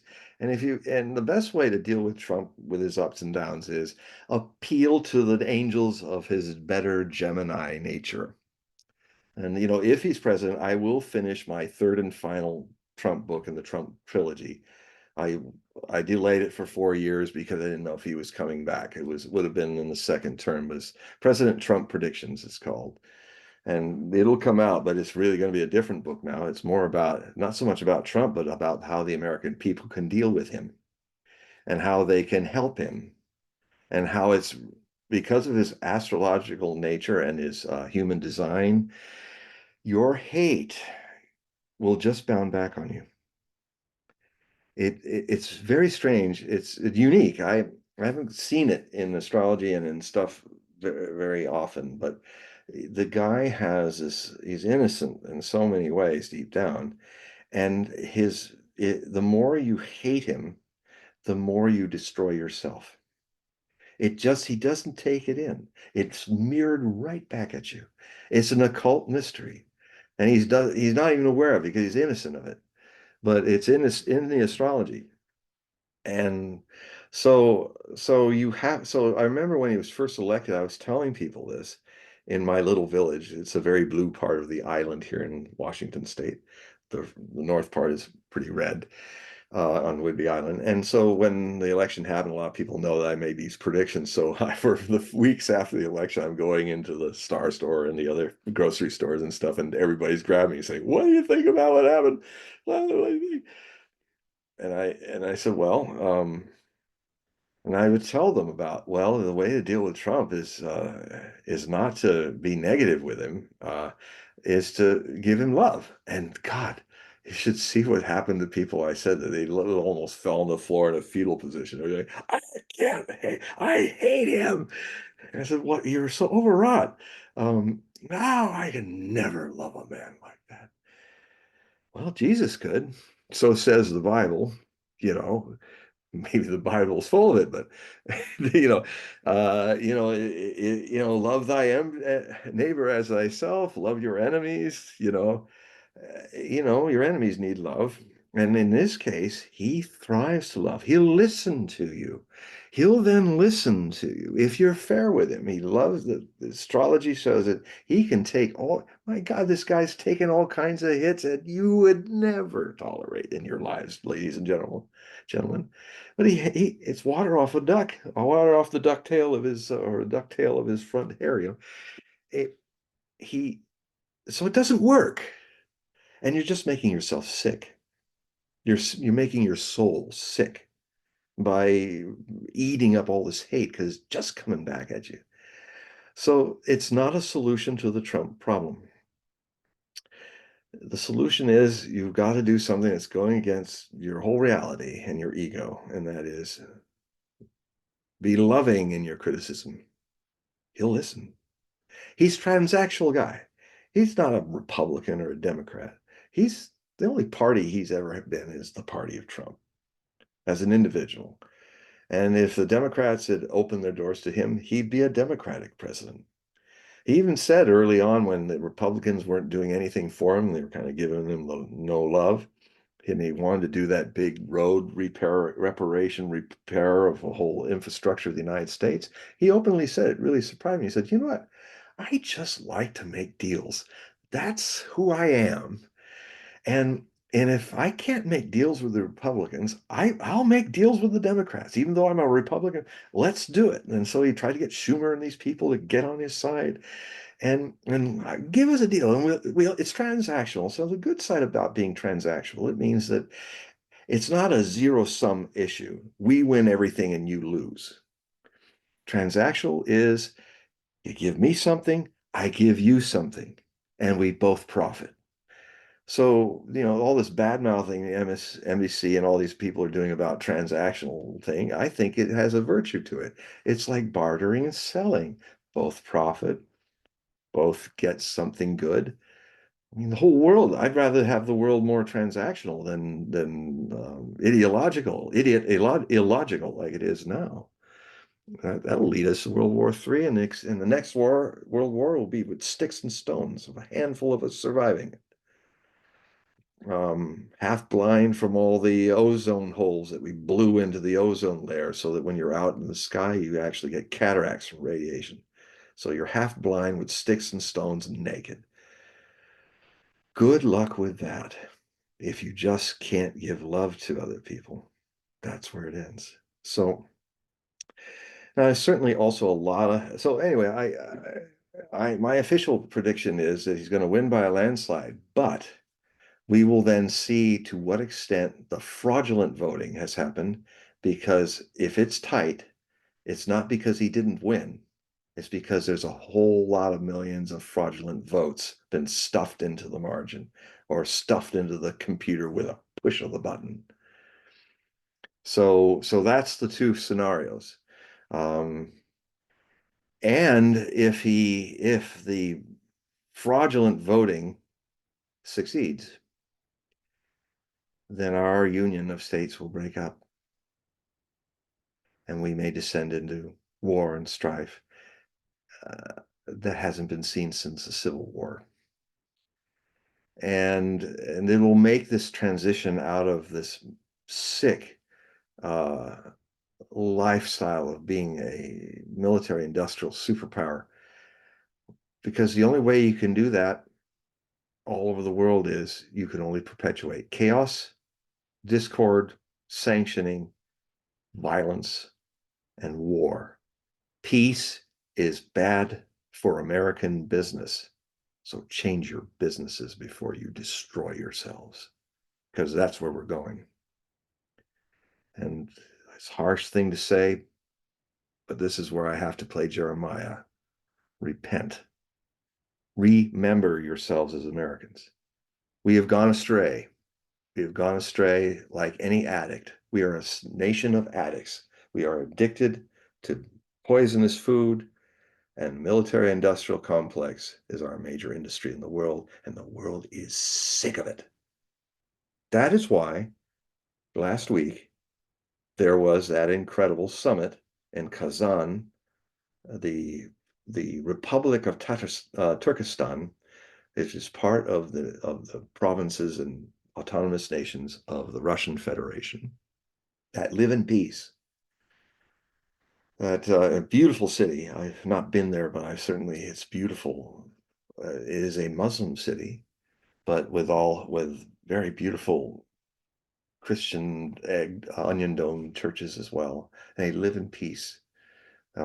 Russia has one of the largest Muslim populations in the Muslim world, and Christians and Muslims live in respect of each other, tolerance of each other. So at that kind of place, in the middle of a war, with NATO hiding behind as their proxy Ukraine, 86 nations came to watch, and I think 32 were closer to actually, like next year, they'll probably join the BRICS. BRICS stands for the core 5 members that are kind of overseeing its creation. That means Brazil, Russia, BR, India, also now Iran. It's also part of the BRICS. China is the C, and S for South Africa. It's the final of the 5. They are creating a new currency. They even show the model of what it'll look like as a dollar bill. Rather pretty. The BRICS dollar. And the BRICS alliance is already, its GDP with all the countries that are already in it is far superior and larger than the Great Seven, the G7.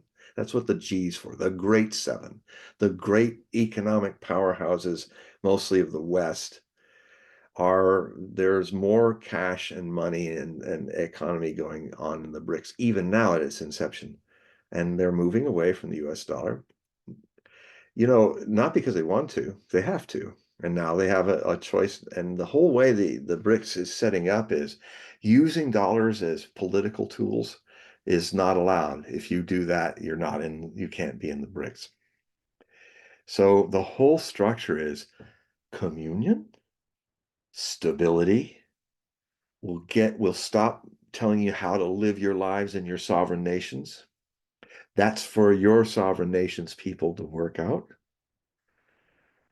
We will respect whatever you are, but we will not tolerate you coming into our country and telling us how to change and do this like America is going. People are sick of it in the world. And, only 17% of the planet's population of human beings belongs to the collective West. The vast majority, the global majority, as they're being called now in this new era, they're all for individual sovereignty of collective nations. This is very Aquarian age. This is what the Aquarian age is all about. It's the human mass of people, all equally sovereign and equally unique. The political mass of countries, all respected as sovereign and equally unique in the ways they evolve and work out their problems. And then people are given the time and the space and the ability to enrich themselves to because that's another thing. The more wealthy the world, not just a handful of us, but the more that everyone has a share of prosperity in the world, is the best solution to so many of the world's ills, to poverty, to disease, to war. So much of that is caused by people being impoverished, people being denied their dreams. So one of the ways you change that is through economy. And I will stress here that despite all the great changes of history, um, this if you start with an economic reform or change as the foundation, you are doing with the bricks something as big to our future for the better that hunter-gatherers back in prehistoric times did when they got tired of living off the land scraps, and they were able to cultivate wheat for the first time, domesticate wild animals like dogs and cats and horses, so they could use them to tow the fields and build. They're starting to see that not wandering the raw earth all the time is going to really get us beyond being 8,000 people. Most of the human race has only had a population for the majority of its existence, over 1,000,000 years, of about 8,000 people in their different evolutions. But so you have stability, you have a home, not just a cave that you randomly come in and out of. You have shelter from weather. You have then more success and goods, and now you want to sell them to people, and then they have goods and they want to sell you things. And so this first economic agricultural change into being civilized, which civilization, civilized has gotten the wrong meaning over time. It's like, oh, you're cultured, you're higher class, you're civilized, you're not a barbarian, you're not a monster or a jungle. Civilized means you have civic, you're living in cities. You're living in permanent structures with permanent farm fields because it makes you more stable and profitable. And then you create an economic system, values of bartering and selling and that's how you create currencies. And that's how we do something which I agree with Ayn Rand on this. One of the most amazing things that America gave to the world was the ability to make wealth out of nothing. That's what capital is. It's all from our heads. Capitalism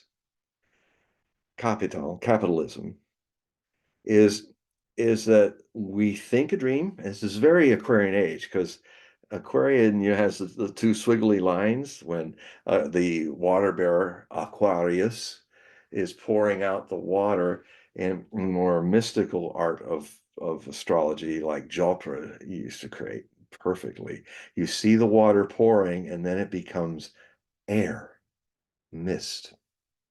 It's a more subtle element, because the Aquarian age is about subtlety. It's about ideas that are as real as solid things, like Bitcoin, math becoming value, just math becoming a new gold standard. So Aquarian age.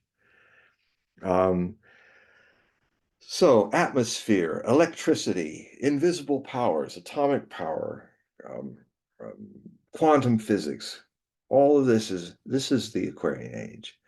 Um, you know, instant transactions between person to person on other sides of the planet, which ultimately will be the way economy is done. And within another 150 years, when we're totally into the Aquarian age and out of the vestiges of the Piscean age with centralization of everything, the world will be decentralized. And ultimately, there won't be a global government, but there will be a kind of way we live where the ultimate unit of sovereignty is not a nation, but one human being, all human beings. I'm writing a lot about this. I finally had the chance. Hopefully next year I can start it and finish it in 2 years while I'm doing all the other things, is my book of things to come. which is prophecies I've been thinking about since I was in high school. And I'm pulling them all out, and they are all about ideas, taking themes of interest in humanity, love, death, philosophy, religion, economy, war, peace, space exploration, UFOs, extraterrestrials, all of that. And I am writing essays. Since it's why I make my living writing essays now as my day job. I'm going to write essays, which are chapter length, and that will, in a book that's about 400 pages, a classic size, normal book, that will sometimes take some of these themes, evolve them a few centuries, a few decades, but some of them will be evolved over 4,000 years into the future, beyond the age of Aquarius, beyond the age of Capricorn, which follows Aquarius. I will be writing about the age of Capricorn a lot in this too. Far distant future view, farther than anybody's written. This is one of my apotheosis books, as I'm in a few days going to enter my on the 29th of October, I'm going to be entering my 70th year. We all celebrate it 12 months later, but I'm celebrating it as I enter it. And so, I'm coming of an age where I have to choose the things that I can write while I'm still healthy and available to write them. So the Book of Things to Come is one of those. Another book is The New Pagans, which is a book that Osho, my teacher, wanted someone else to write and design the pictures of, but it just strangely, miraculously, when that person couldn't handle the subject, it became my subject. No one did anything. Osho didn't tell me. It just happened. And so that book I've been preparing for 25 years and taking all the things Osho said about the coming of a new humanity in all of his 700 books. Well, mostly since the late 70s, he started talking about Homo novus, Zorba the Buddha. He used to say, I love Zorba the Buddha. I mean, I love Zorba the Greek. He is so juicy. He is so alive. He just has nothing, but he plays his guitar at the beach in the moon. But he has no soul. He says, I love Buddha. He is so beyond the body, beyond the mind. But he has no body.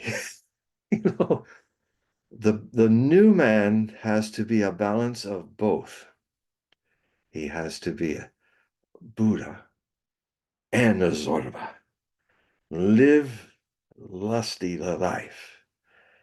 Plant your roots deep into life's earth so that your tree can reach the stars. So that's the story that I'm going to talk about. Probably now it's going to be in a mostly fictional device with subplots that where I will insinuate, because it's going to be three different dimensions of narrative in it, um, because I have been involved with many thousands of people in my life that were working to create the new humanity, the Homo novus, the Zorba the Buddha. Our commune in Eastern Oregon, what if you don't listen to what the Oregonian had everybody talking in the press about, but if you actually came to our commune, I mean, I know, I lived there. I know these people. They're my people. And we went through, so some of the story is going to be my life with Osho and how some of these ideas of Aquarian ideas were be ours. He once said that people live the present in different time identifications. Some people in this present time live as if they're living in the 12th century. But he said also, some people live as if they're living in the challenges of the future. And he said, and you, my people, you are living in the 22nd century with what we're doing here, the good, the bad, the challenges. And so it'll be my autobiography as well as a history of in a fictional form where I take two people, a man and a woman, who end up being together in their lives through all the 7 stages of life that on that period of time is lived 350 years average. So you live a long time, longer than now. And so it tells their stories until individually until they meet each other, and then it tells their stories and with their kids and all of that. And it's basically giving into a storytelling fictional style device all the things that Osho said about his vision for the new man, which were prodigious.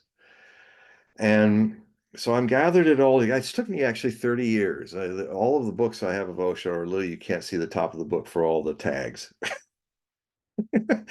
So I've been working on this for 30 years as one of my long-term projects. And so, I hope to have it out before I'm in the 2030s, so, and the other important project is the last word on Nostradamus that anybody's ever done, a 4-volume, 3,000-page examination divided by 4 of all of his prophecies, giving all of them the room they need to go very deep into each verse of the 942 verses and the other extra 100 verses, and go deep also into something nobody in English-speaking world has seen, and that is his even larger set of almanac prophecies written down from 1560 up to posthumously published his final in 1567, which have not just prophecies about his own local time and world, but he sometimes jumps off into some of his most famous prophecies are actually about our times. They just drop in there. And nobody's actually looked at them. And even the French people that are my good sources, they didn't interpret them. They just did marvelous, like Chevignard and all did marvelous scholarship to bring all the verses together. One book didn't make it. The 15651 book has disappeared. And even Chauvigny, when he was putting all these together in the 1580s, he was Nostradamus' secretary when he was an old man and scholar. He was very young when he was with him. He even had to um, he put out a letter, which I have the note just for the one page for it says, anybody have a copy of the 1551? Please give it to me or notify me. And of course, he never got it. And that was like 4 centuries ago. So um, most of Nostradamus's material survived because Nostradamus is one of the earliest best-selling authors of the printing press revolution. So when you have lots of units scattered all over the place, you tend the wear and tear of time tends not to gobble up them all. And so this project, I started renewing what I wrote in my book, Nostradamus, The Complete Prophecies, back in the mid-1990s, and it was published in 1997, making me the third of 4 human beings that have been crazy enough to try to translate and interpret the main core of Nostradamus's prophecies, which everybody mistakes being all of them, and that is the 2 prophetic prose letters, the preface and the letter to Henry III, the 942 surviving out of the 1,000 quatrain 4-line verses, and then some of the verses from the almanacs which survived. That usually is considered the main opus of Nostradamus, called Le Prophéties, prophecies. It isn't, and but 4 crazy men, starting with Henry C. Roberts in 1948. He just had them all translated English with a few lines of interpretation, like Chauvigny and others had done in French. So it was nice to see all the prophecies, but it was not like, couldn't you try a little harder at the interpretation? Then came in 1961, one of the greatest scholars among the 4 of us, and that was Edgar Leone. Did a masterful traditional scholarly examination of all the work. Um, but he admitted that he had no understanding of Nostradamus's occult understandings, and that's its weak point. But he's honest about it. Very honest scholar. But of course, that causes him not to understand. This is very fundamental. It's like saying, well, um, I'm not going to, I don't understand the occult, but I'm going to write a book about the occult. That'd be like me saying, well, I don't understand love, and I try to avoid being in love so that I can be objective and write about it. You know, you have to be, if you're going to be successful at this, you have to not only be a scholar, not only be able to at least read 16th century Nostradamian French, which is its own language. Um, you also have to fall in love with making prophecy. You have to also be a seer. And otherwise, it's like you can't write about love. Well, you can't write about prophecy unless you have experienced the mystical rite. And so otherwise, how will you really know the core of what Nostradamus is talking about? So I guess that's why I've been the go-to guy on planet Earth since I've been doing this for 50 years. And I'm the last. I mean, um, Mario Reading after me did a vol. I wrote the largest volume of just the main prophecies of anybody, but Mario Reading was close behind me. In the end of the 1990s, he also wrote one, but he got into the trap of seeing a pattern in Nostradamus's chaos and believing that the chaos was a device and it's all pattern. Hackham's razor was my first experience with Nostradamus. I realized, you know what? There is no order, random order, but it's all chaos. It's all out of these quatrains. There's sometimes several quatrains that are really chapters in one prophetic story, and he's thrown them all out of sequence so that he can keep evil people from reading them and making the future worse, like Hitler's people were doing, like Churchill's people were doing in World War II. Um, and they could have made the world worse. So he felt responsible for that. That's why he wrote in anagrams and code and wild poetry, as he called it. Because and the other reason he says, if some people could see how, because of their sensitivities, if they could see how vastly different the future would be for their religions, their politics, and all that, they would curse their future. And that is why I was forced to use a flim-flam artist's technique of codes and things. But also what it does, it also keeps a lot of people away that wouldn't understand it anyway. Sometimes in occult writing, you want to piss people off. You want to kind of make it hard for them to stay with you. I mean, case in point, and any Gurdjieffian disciple of George Ivanovich Gurdjieff understands. You try to read his narratives of Beelzebub's tales to his grandson, All and Everything, or Life is Only Real Then When I Am. This Armenian Greek citizen of the Russian Empire, when it was at its final days, he lived on to in Paris in 1949.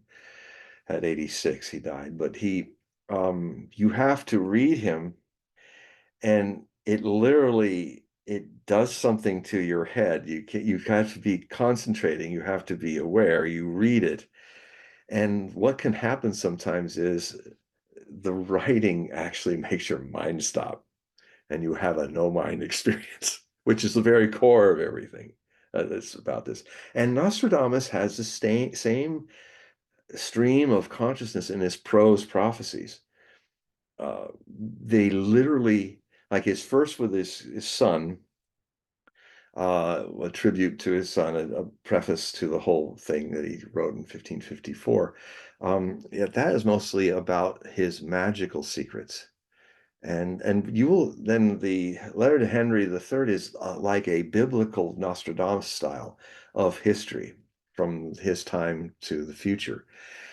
And you literally, in the middle of one of his long, endless sentences, he will jump a century or two in the same sentence and come back.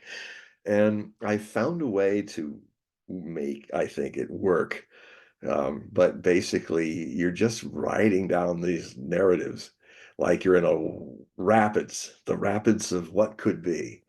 And it's quite a ride. And it is a bit similar to what Gurdjieff does with profoundly deep spiritual ideas, one of the greatest masters that ever walked the earth, George Ivanovich Gurdjieff. Um, so what was it? It must be getting late now. We must be in Act 3 of Valkyra by now. Well, it is too. It's we hit the 2 hour mark. Oh, But let me. good. I do want to remind the audience. Please click the link in the description of this video and all the videos I've done with John. That will take you to his website, so you can sign up for his periodical and you can do a reading. I have done a reading 5 years ago, I think it was, Yes, it's and been that long. yeah, and it's something that I think someone should do, especially near the end of the year. I think that's kind of Mm. a good time to do it. Tis the season. It to the season, right?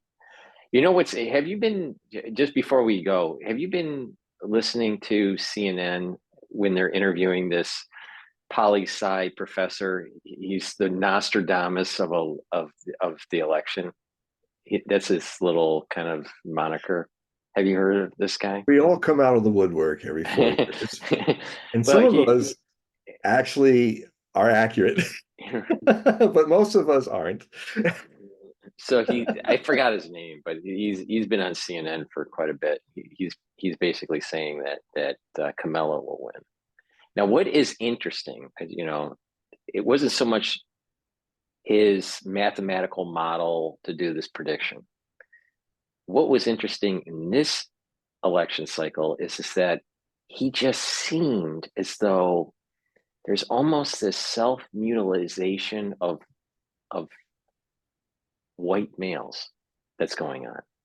Yeah, All right, and then someone might say, it is. It yeah, is happening. but that's And if he doesn't because know that, and if he doesn't know where that's coming, then that shows the nature of his prophetic bias. You cannot, you cannot be a CNN person. You cannot be a Fox person. You have to be, you can't be right wing or left wing. You have to be free wing. right, It's the only right, way it works. I never right, vote for these people. right, right. I cannot give an ego identification to Trump or Harris. And even though some of the things I might see that are better for one or the other, people should, you make a mistake to think that I am biased one way or the other. You might want to look at your reactions and see me as your mirror. That's the impression I get with this guy on CNN. He's using his factorial model stating that Harris will win, but I feel as though there was some sort of bias in his analysis where he says, okay, the United States is moving, multicultural, which it is. Well, it's always been And therefore, multicultural. It's just but whether there, it's but been nice with yeah, it or not. yeah, well, but I mean, he's it's saying, but very he's basically, just because we have a female multicultural candidate versus an old white guy, the biased. Well, there's country, some yeah, bias. therefore the country must go and vote for Harris. So this is uh this is the world that we live in right now. Well, and every 4 years, these crackpots come out, and some of us who got staying power since like 1968, we see them come, we see them go. I forgot his name. There was once an octopus that was always predicting the soccer matches in the World Cup. But I realized why, because the flags that had the colors that he was attracted to, just by chance, happened to be the people who won. When he Hmm. reach in and grab the mollusk to eat or something like that. Um, and there was a parrot that was doing the same thing in India. So, I mean, um, the, if I were on that show, I would say to him, I can't remember his name. I you forget know, what the professor's name was. gender identification is the shape of your genitals is not to be the arbiter of who can be president or not, because we know that the derogatory way in which people some days can use the name of the genital to describe themselves. He's a really, you know what? And like he's a real a-hole. Well, now that part of the body isn't there. He's a real, you know what? And that's not the way either. I mean, it's Because remember what you said earlier in the video, you were saying that Obama was chastising black males, and They're going to move away from Kamala and move towards Trump. Well, They the are. same thing with white males. If we And keep on same thing with hearing, Latino males and Latino yeah, people. They don't like all these 7 million people coming into America. They're going to take their jobs away because they're going to work for nothing. And so, we have and the other thing too is it's so silly that the Democrats think that this demographic in their demographic party move, that's what I call them, the demographic party now, because they're not democratic at all. And demographic is, I mean, it's the truth. You don't bring 7 million people in droves, pay them for being here. Why are they here? It's not because they love them, because guess what? Kamala Harris just the other day said on CNN on a town hall meeting with the former CIA page boy Anderson Cooper, yeah, who he and he even got her, and he's a total, one with the left side of things, and even he was getting frustrated. I watched her for a whole hour just not answer a single question, but go off like saying, well, you know, like, what do you think about apples? Well, in my best Marge Simpson voice. Well, Anderson, I think oranges are wonderful. That's basically what she's doing. And he got frustrated because when he's saying, okay, you said that the wall was stupid. You said it was his male ego that he was doing. He quoted all things she said years ago in the last election, how the wall was bad and stupid and evil and should never happen. And now here she is literally saying, we're going to build and finish the wall and we'll do it bipartisan. And so wait, you mean that $670 million that he got for being the wall? Now you're going to use that money and finish the wall? Well, then why did you call it stupid? Why are you now not calling it stupid? And she kind of went, well, and she just fluttered around it again. And then he went again. No, why not? I mean, uh, can you say that you're supporting Trump's wall? She couldn't. It was a disaster. I mean, mm, I don't know. The thing is, um, this election is about how many Demographic Party voters who are illegals can outflood the real feelings of a majority of American people, men, women, and all, that this person is not, Kamala Harris is not ready for primetime history. I And don't know if she'll ever be ready. no, she won't. I've been writing about because I have a couple chapters in this new thing on a couple articles where I'm looking at what I wrote on the astrology of both of them 4 years ago. And I'm pointing out where it says, here's where me as a person was trying to push the oracles thing a little in Kamala Harris's favor. And I called myself out and I said, well, this didn't happen. And what I then said later, that was the oracle. I was like saying, she's an empty pantsuit. It's inner astrology. Uh, Again, it's like I was saying about the too many trines. She has all these things she can do, but it's a thing about trines. When I read people who have a lot of trines, not everybody's unique, because really the key to reading prophecy, the key to reading in any divination technique is, there's a lot of astrologers out there that are better than me technically with astrology, but they've forgotten that astrology is supposed to trigger a divination event. It's a form of divination. And so there'd be a lot of good people who are technical with astrology, and they just don't, they're not accurate because they can't read the soul driver of the body, mind, Kelly Blue Book birth chart. I mean, and then I learned Nostradamus was a sloppy astrologer. There are astrologers from the 16th century that only have their place in the footnotes of his life in history books because they were condemning him for this and that and all. But one thing is, they're forgotten because they were never right. He might make mistakes in his astrology, but the astrology was not the thing. It was a means to an end to trigger an oracular experience. And if you want to shake a box and it works for you, then that's what you do. Like the Brahman seer, this great Scottish seer, he collected a very black obsidian meteorite that you could Hmm. look into. It had a bit of a reflection of him. And that's all he had, just a rock. But his prophecies are breathtaking. So the divination is an opening device.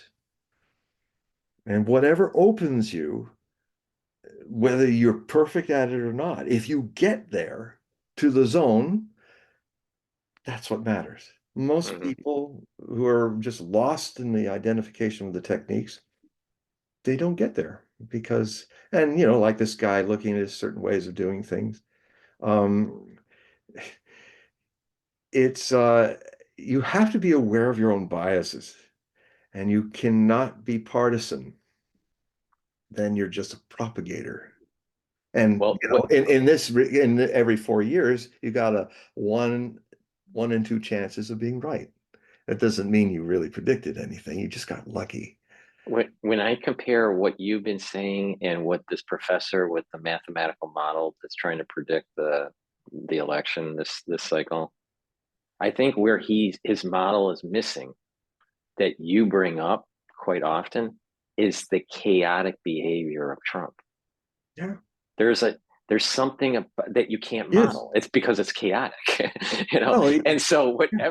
whatever mathematical model he's using to try to predict this election, you know what? I think there is an element of chaos. Yeah. Maybe it's from the divine. I don't know, but there's definitely chaotic events that are going to Well, create this the election thing cycle. is, what did Nietzsche so beautifully say? Out of chaos, dancing stars are born. That's literally what he said in the correct English translation. Where is order born from? Chaos.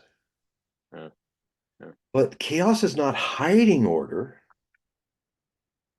A womb is not hiding a baby until it's inseminated. The chaos is the womb.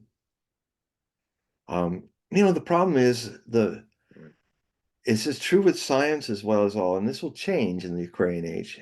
What will happen is science will have two wings. I've said it before, but it's important to remind everyone. This very Aquarian age. It's one of the hopes of the Aquarian age. Look at all our scientific advances as the Piscean age started to be influenced by the Aquarian age since the 1700s. We've been in the age of science. But the age of science is missing something because all the good we do gets turned into weapons. We could light the world with atomic power. We're trying to blow the world up with it. What's wrong here?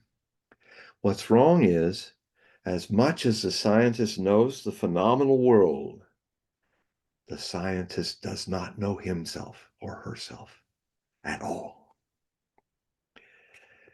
And so, for science to really be a blessing on the planet, one has to attain the wisdom of knowing thyself.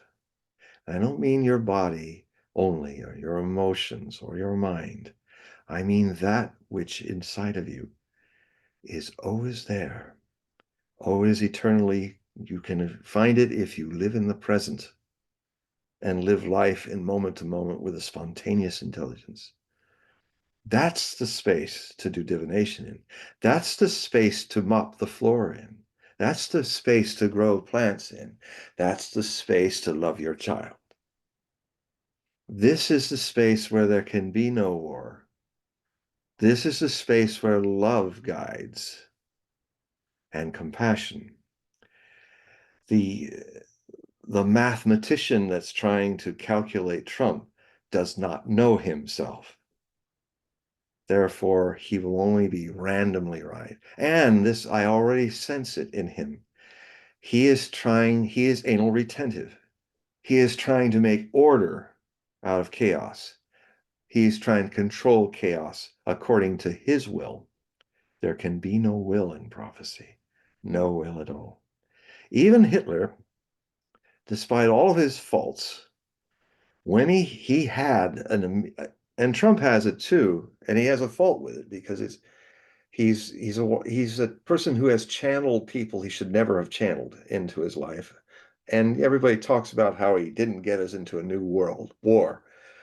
But I tell you something, Bolton and Pompeo, who he blindly channeled, they nearly got him into 3 wars that could have been world wars in his 4 years. So Donald's luck, his main sane luck of his North Node in the conjunction of his Gemini sun, Uranus, and the North Node, all together, very powerful. And Mr. Surprise is his natural state of being. Mr. Chaos too is, but what again, what I'll talk about in my third book is you help him, and he's learning. He learns a lot. You know, it's interesting to hear that I'm hearing this from people who've interacted with him in his day-to-day time as the presidency. He's constantly asking questions, intelligent questions. So he's well read, or he has just an instinctive understanding as a transactional person. And he'll like sit and he'll try, well, this, what if this happens? What would you say about that? And he stays with people until he goes, okay. He is interested in getting information before he makes decisions. There's a whole side of Trump that obviously the vulgar side makes it very hard to find. Just like the gobbledygook of Nostradamus's language sets people away, there is gold in there. And Bobby Kennedy is a really good example. He's been friends with Bobby for years, you know, and they're friends who respect having very different opinions. And he wants a cabinet that is a party of rivals. He even said, I love what Trump said, I love what Lincoln did. He had all the people who were competing with him being in his cabinet. And he said, that's the kind of cabinet I want. And I I was didn't know that listening. until I made my mistakes in the first term. I listened to the audio book from Pompeo, America First. I think is the title. Pompeo And it, first. yeah, yeah. So in one of the chapters, what's interesting is in one of the chapters he talks about how Trump's um, activities in the White House were pretty energetic, and that he thrived. Trump thrived on this kind of energy, this chaotic energy. Mm. But when He Kelly makes order came, out of it. yeah, and so when Kelly came on board to run The the press. staff, Oh, the staff, yeah. the staff, right, that he kind of reduced the activity in the White House. And so Yeah. when Trump came into the Oval Office, he said that where's the action? Yeah. You know, he needed that energy. He needed people around him to bounce off ideas. I find it so interesting and how uh, Kamala, keeps on saying, well, Kelly said this and he's a bad guy, that Trump's a bad guy. You don't want him back in the office, blah, blah, blah. And, you have Gossiping woman. generals, you have generals that hate him and blah, blah, blah. But, the reality of the situation was he needed to have a chaotic environment to be able to be a good president. That's He, right. he works in this case. It's a very almost New York-ish kind of thing. There's this Yeah. chaotic It is New York. environment, yeah, I've that been in New happens. York. It is New York. Yeah, It's kind of the magic of New York. It yeah, is it's a messy chaos and it's alive, that city. right, And right, and he right, is New York. And right. he takes chaos if he's allowed to do chaos. See, the problem is he's surrounded by people. See, he's this very complicated Gemini. That's why when I do this book, I'm going to have quotes from famous Geminis, beginning and ending each chapter. And the two that are going to get the most, because they were quite contradictory people and celebrated it, was Walt Whitman, the American poet, who's a Gemini, and Richard Wagner, the German composer, who was a Gemini, a very powerful Gemini, very controversial, full of, he's a kind of man. And we can learn a lot from Geminis not to be 0 or 1, just trying to one-dimensionalize everyone. I mean, our egos in our lives are trained by our teachers to be lazy and always go for the easiest outcome, and most of the time not we don't even know, even when we are alive until we die, that every choice we made was not what was before us, but what we just lazily took the easiest road, which is usually the wrong road when you're challenged by something. But you know, Trump thrives on, he's even said it, I thrive on stress in a good way. I mean, guy doesn't sleep more than 2 to 3 hours a day his whole life. And he's one of those dynamos of energy. Is the more he gives, the more he gets of energy. And it's in that Leontine Mm-hmm. ascendant and some of the other things that are going on. It is one of the most remarkable, unique charts that I've ever read. And I'm kind of shocked when I published that book to see how none of the other people in the astrology community even got there. And why?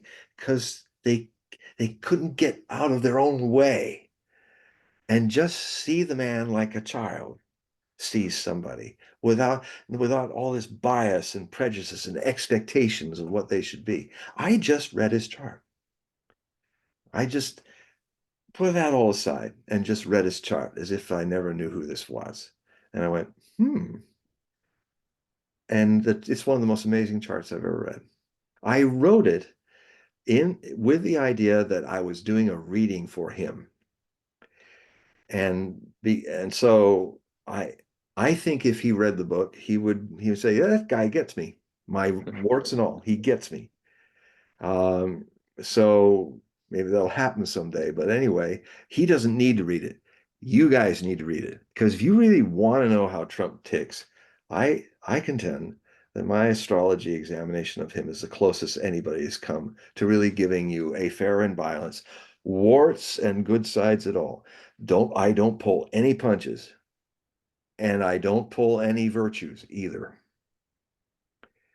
because I don't have Trump derangement syndrome. Right. It is a Right. disease. Right. And Oh, it's prevalent in New York. I mean, everywhere you turn, everyone yeah, but people. as you There's so speak, many people that hate him. Madison Square Garden was absolutely packed tonight. Right. Right. It was amazing the Right. people that came. So I think it's quite amazing that he's been going to a lot of blue states. You know, he went to Coachella Valley, had a huge, all these Californians came out. I mean, he didn't do that last time. He's not just hitting the Yeah, red. but if you're a person that thrives on chaos, you go into the den, where Right, there's animosity to of get course. that energy and to convert that energy. Adrenaline, Yeah, yeah, it yeah. doesn't seem to like break him down. No, it I keep strengthens him. having to It's a remind myself that this man's approaching 80 and he acts like he's 40 years younger than he is. I've watched him play with a golf pro just to see what it's like to play with Donald Trump in golf.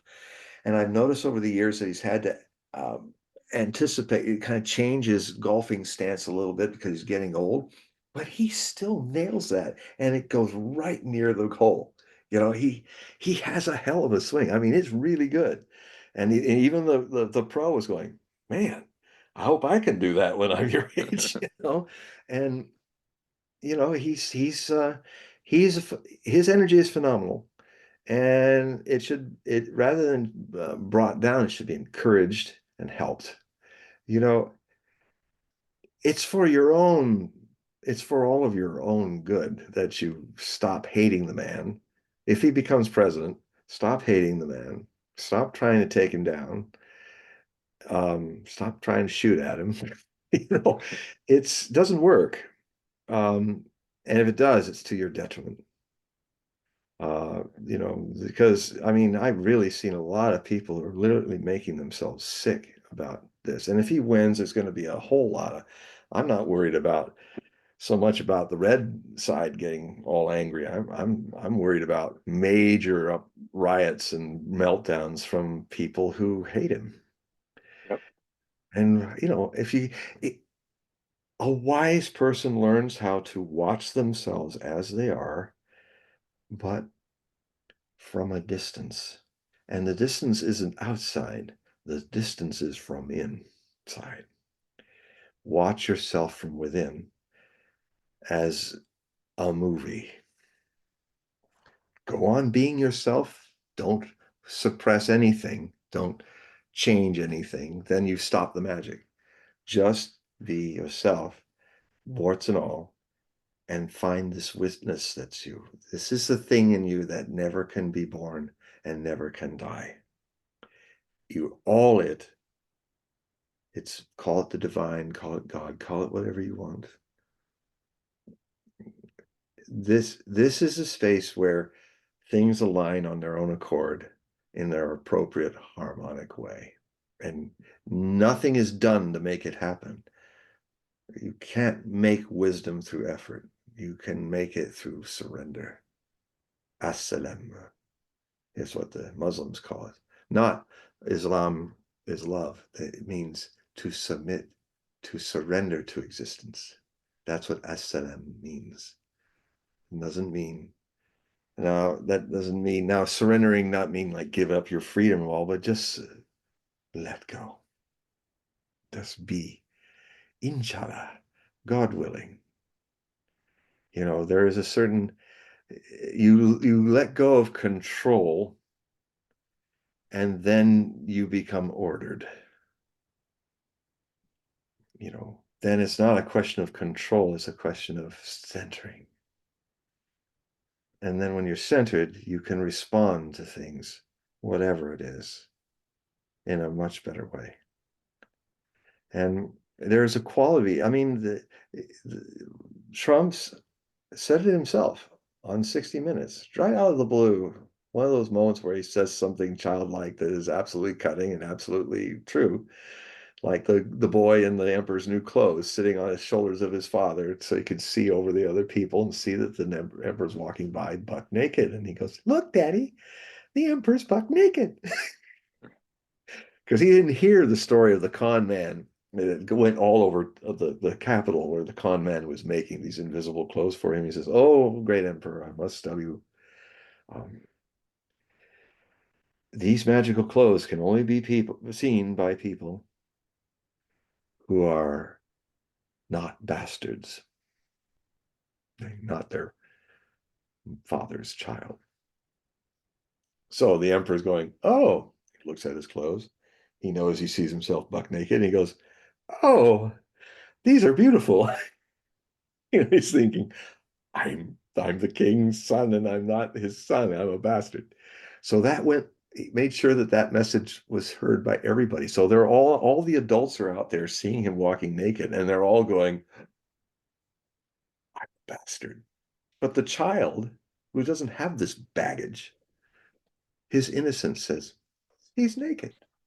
And there was a moment when Trump said, he just went like, you know, he's like he was just discovering it, like a child's discovering something new.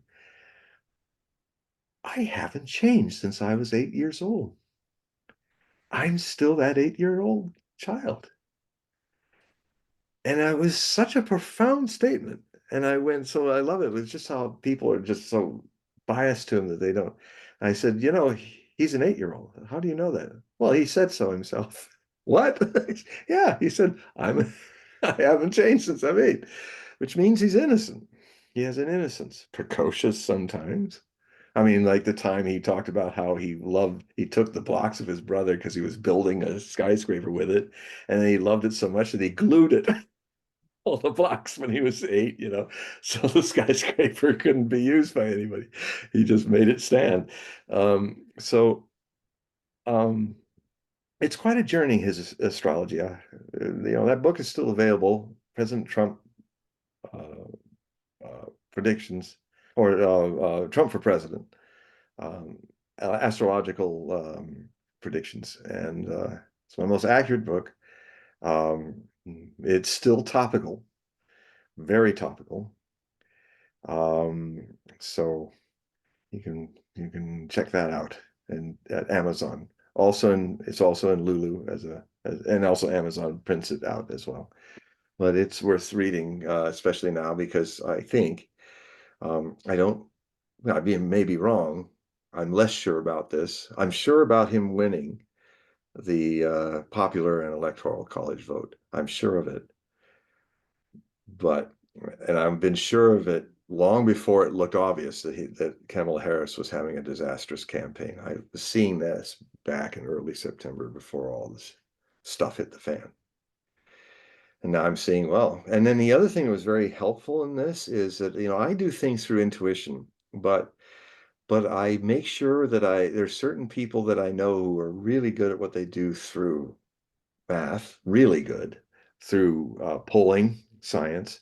I mean, this guy who's predicting for CNN is one guy, not that, but Nate Silver is somebody I've been watching for many presidential cycles. I make a point not to watch him until I've got my intuitive feeling, and I'm amazed how, except for his missing the Hillary Clinton thing, um, and he admitted it. That's the other thing that gives me respect for him. He has admitted that he got kind of gaga with the Clintons and he got biased and he didn't do what he usually does.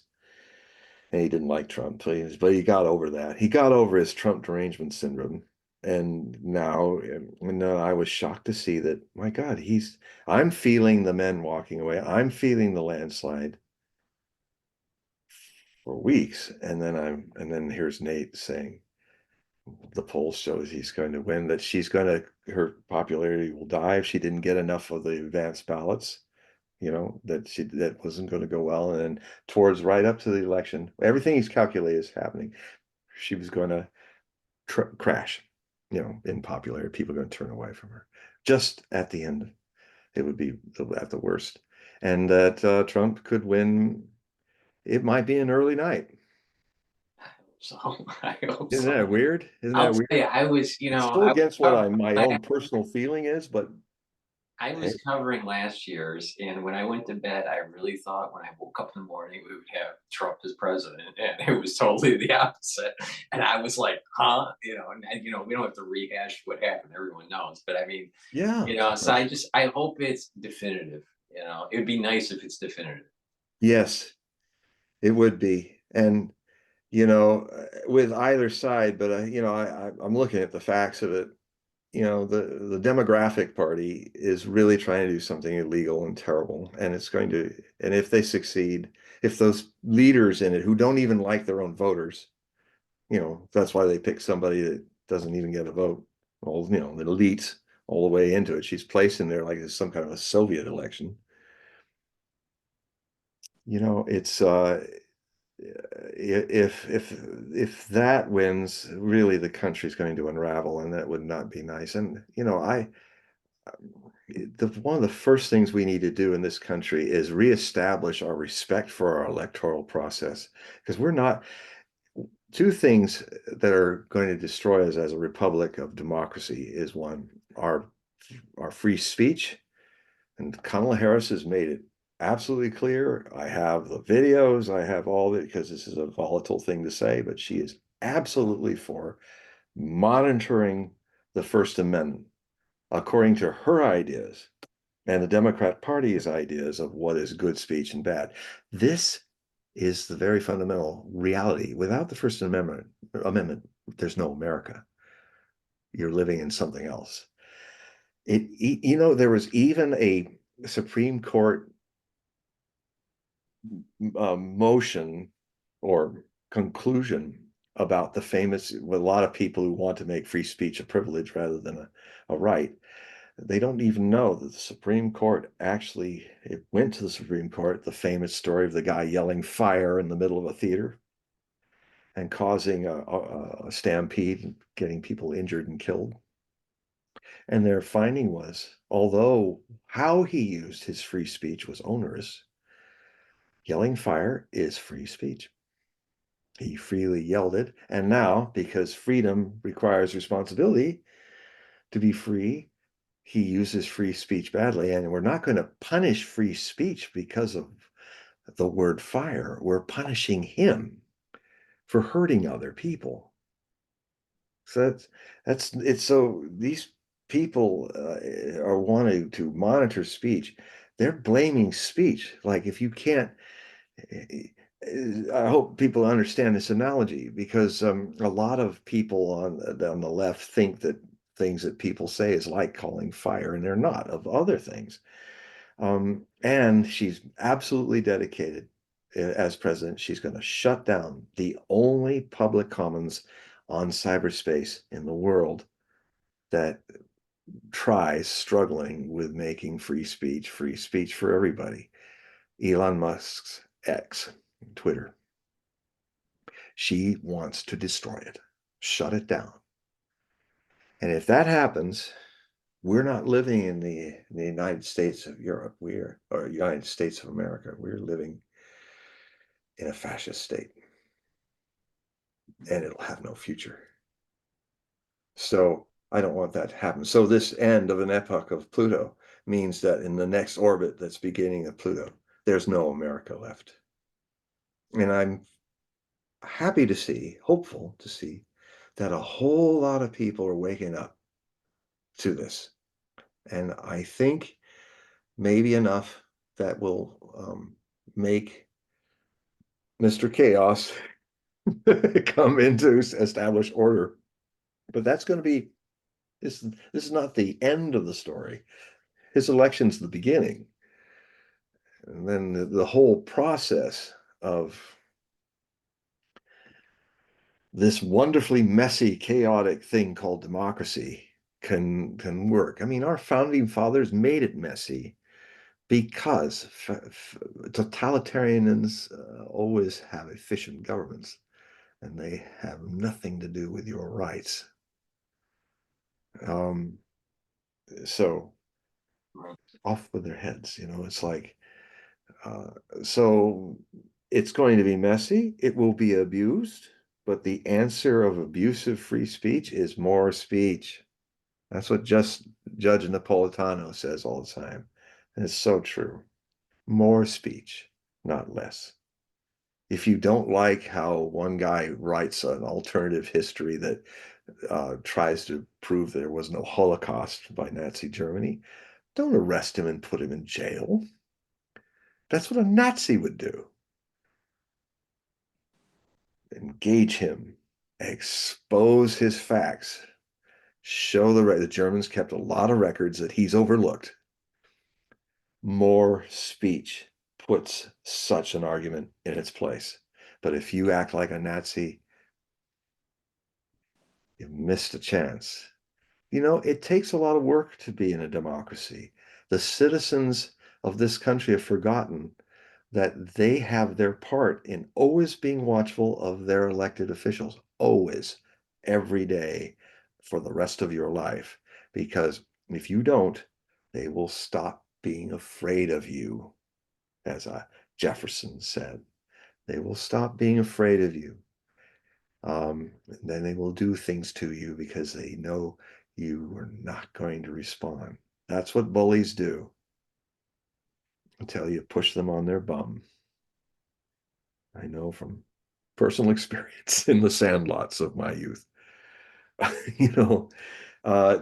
So the American people have to grow up, man up, woman up to your responsibilities as a citizen. You are responsible for this mess. Right, left, center, doesn't matter. We are all responsible for this mess because we have to learn that we have to be vigilant always with our governments, because the people that go into government, I was shocked to see how many times in American history, even when people were more responsible for their rights, how within a few months after the First Amendment it was already being challenged by even some of the founding fathers. Oh, that's too much freedom, and people had to fight it.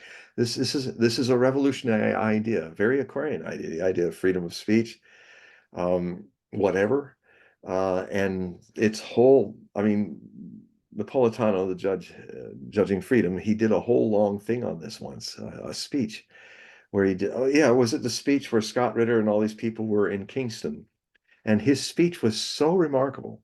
I was not expecting it. And he went through the whole history of how the First Amendment has struggled from even the beginning of being overthrown by people like today, like Kamala Harris, are still not getting it, what it's about. So we have to defend this, and we can defend it with free speech.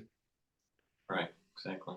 And with all Trump's faults, he is a fast friend of Elon Musk and X. he wants free speech. And you know what? This is a one issue subject for most people. If you are not that interested in free speech, well, vote for Kamala Harris. You'll get what you deserve. And so will we, not being more vigilant. But if you love free speech, take a chance with the Chaos Boy. And there are dangers. I list a lot of them out. There are lots of dangers with him, but he has the edge because for the future of this nation, because he is more open to change and free speech and not wanting to, woke you down. Right. Okay. Well, we have to wrap it up, John. But I And just want to I remind the guess audience. we're all cure Act 3 now. I want to remind the audience. Please click the link. Those links will take you to John's website, so you can sign up for the periodical and do the reading. So before we wrap up, John, thank you very much for coming on board and telling us your take on how the election will hopefully transpire in a week. And I do appreciate doing these shows. I learn a lot from Getting more and more feedback each time from more and more people, and I really love the feedback for us. I hope they're writing you too, because we have a building audience that really loves these yeah. every other Sundays. Yeah. I love it. I love you Yeah. all for bearing with me. I know that people enjoy it around the world. It's not just in the United States. Yeah, it's around the world. So thank you again, John. And before I stop the recording, you have to say goodbye to everybody. Goodbye, everyone. Love you. All right. Very good. Let me stop the recording here.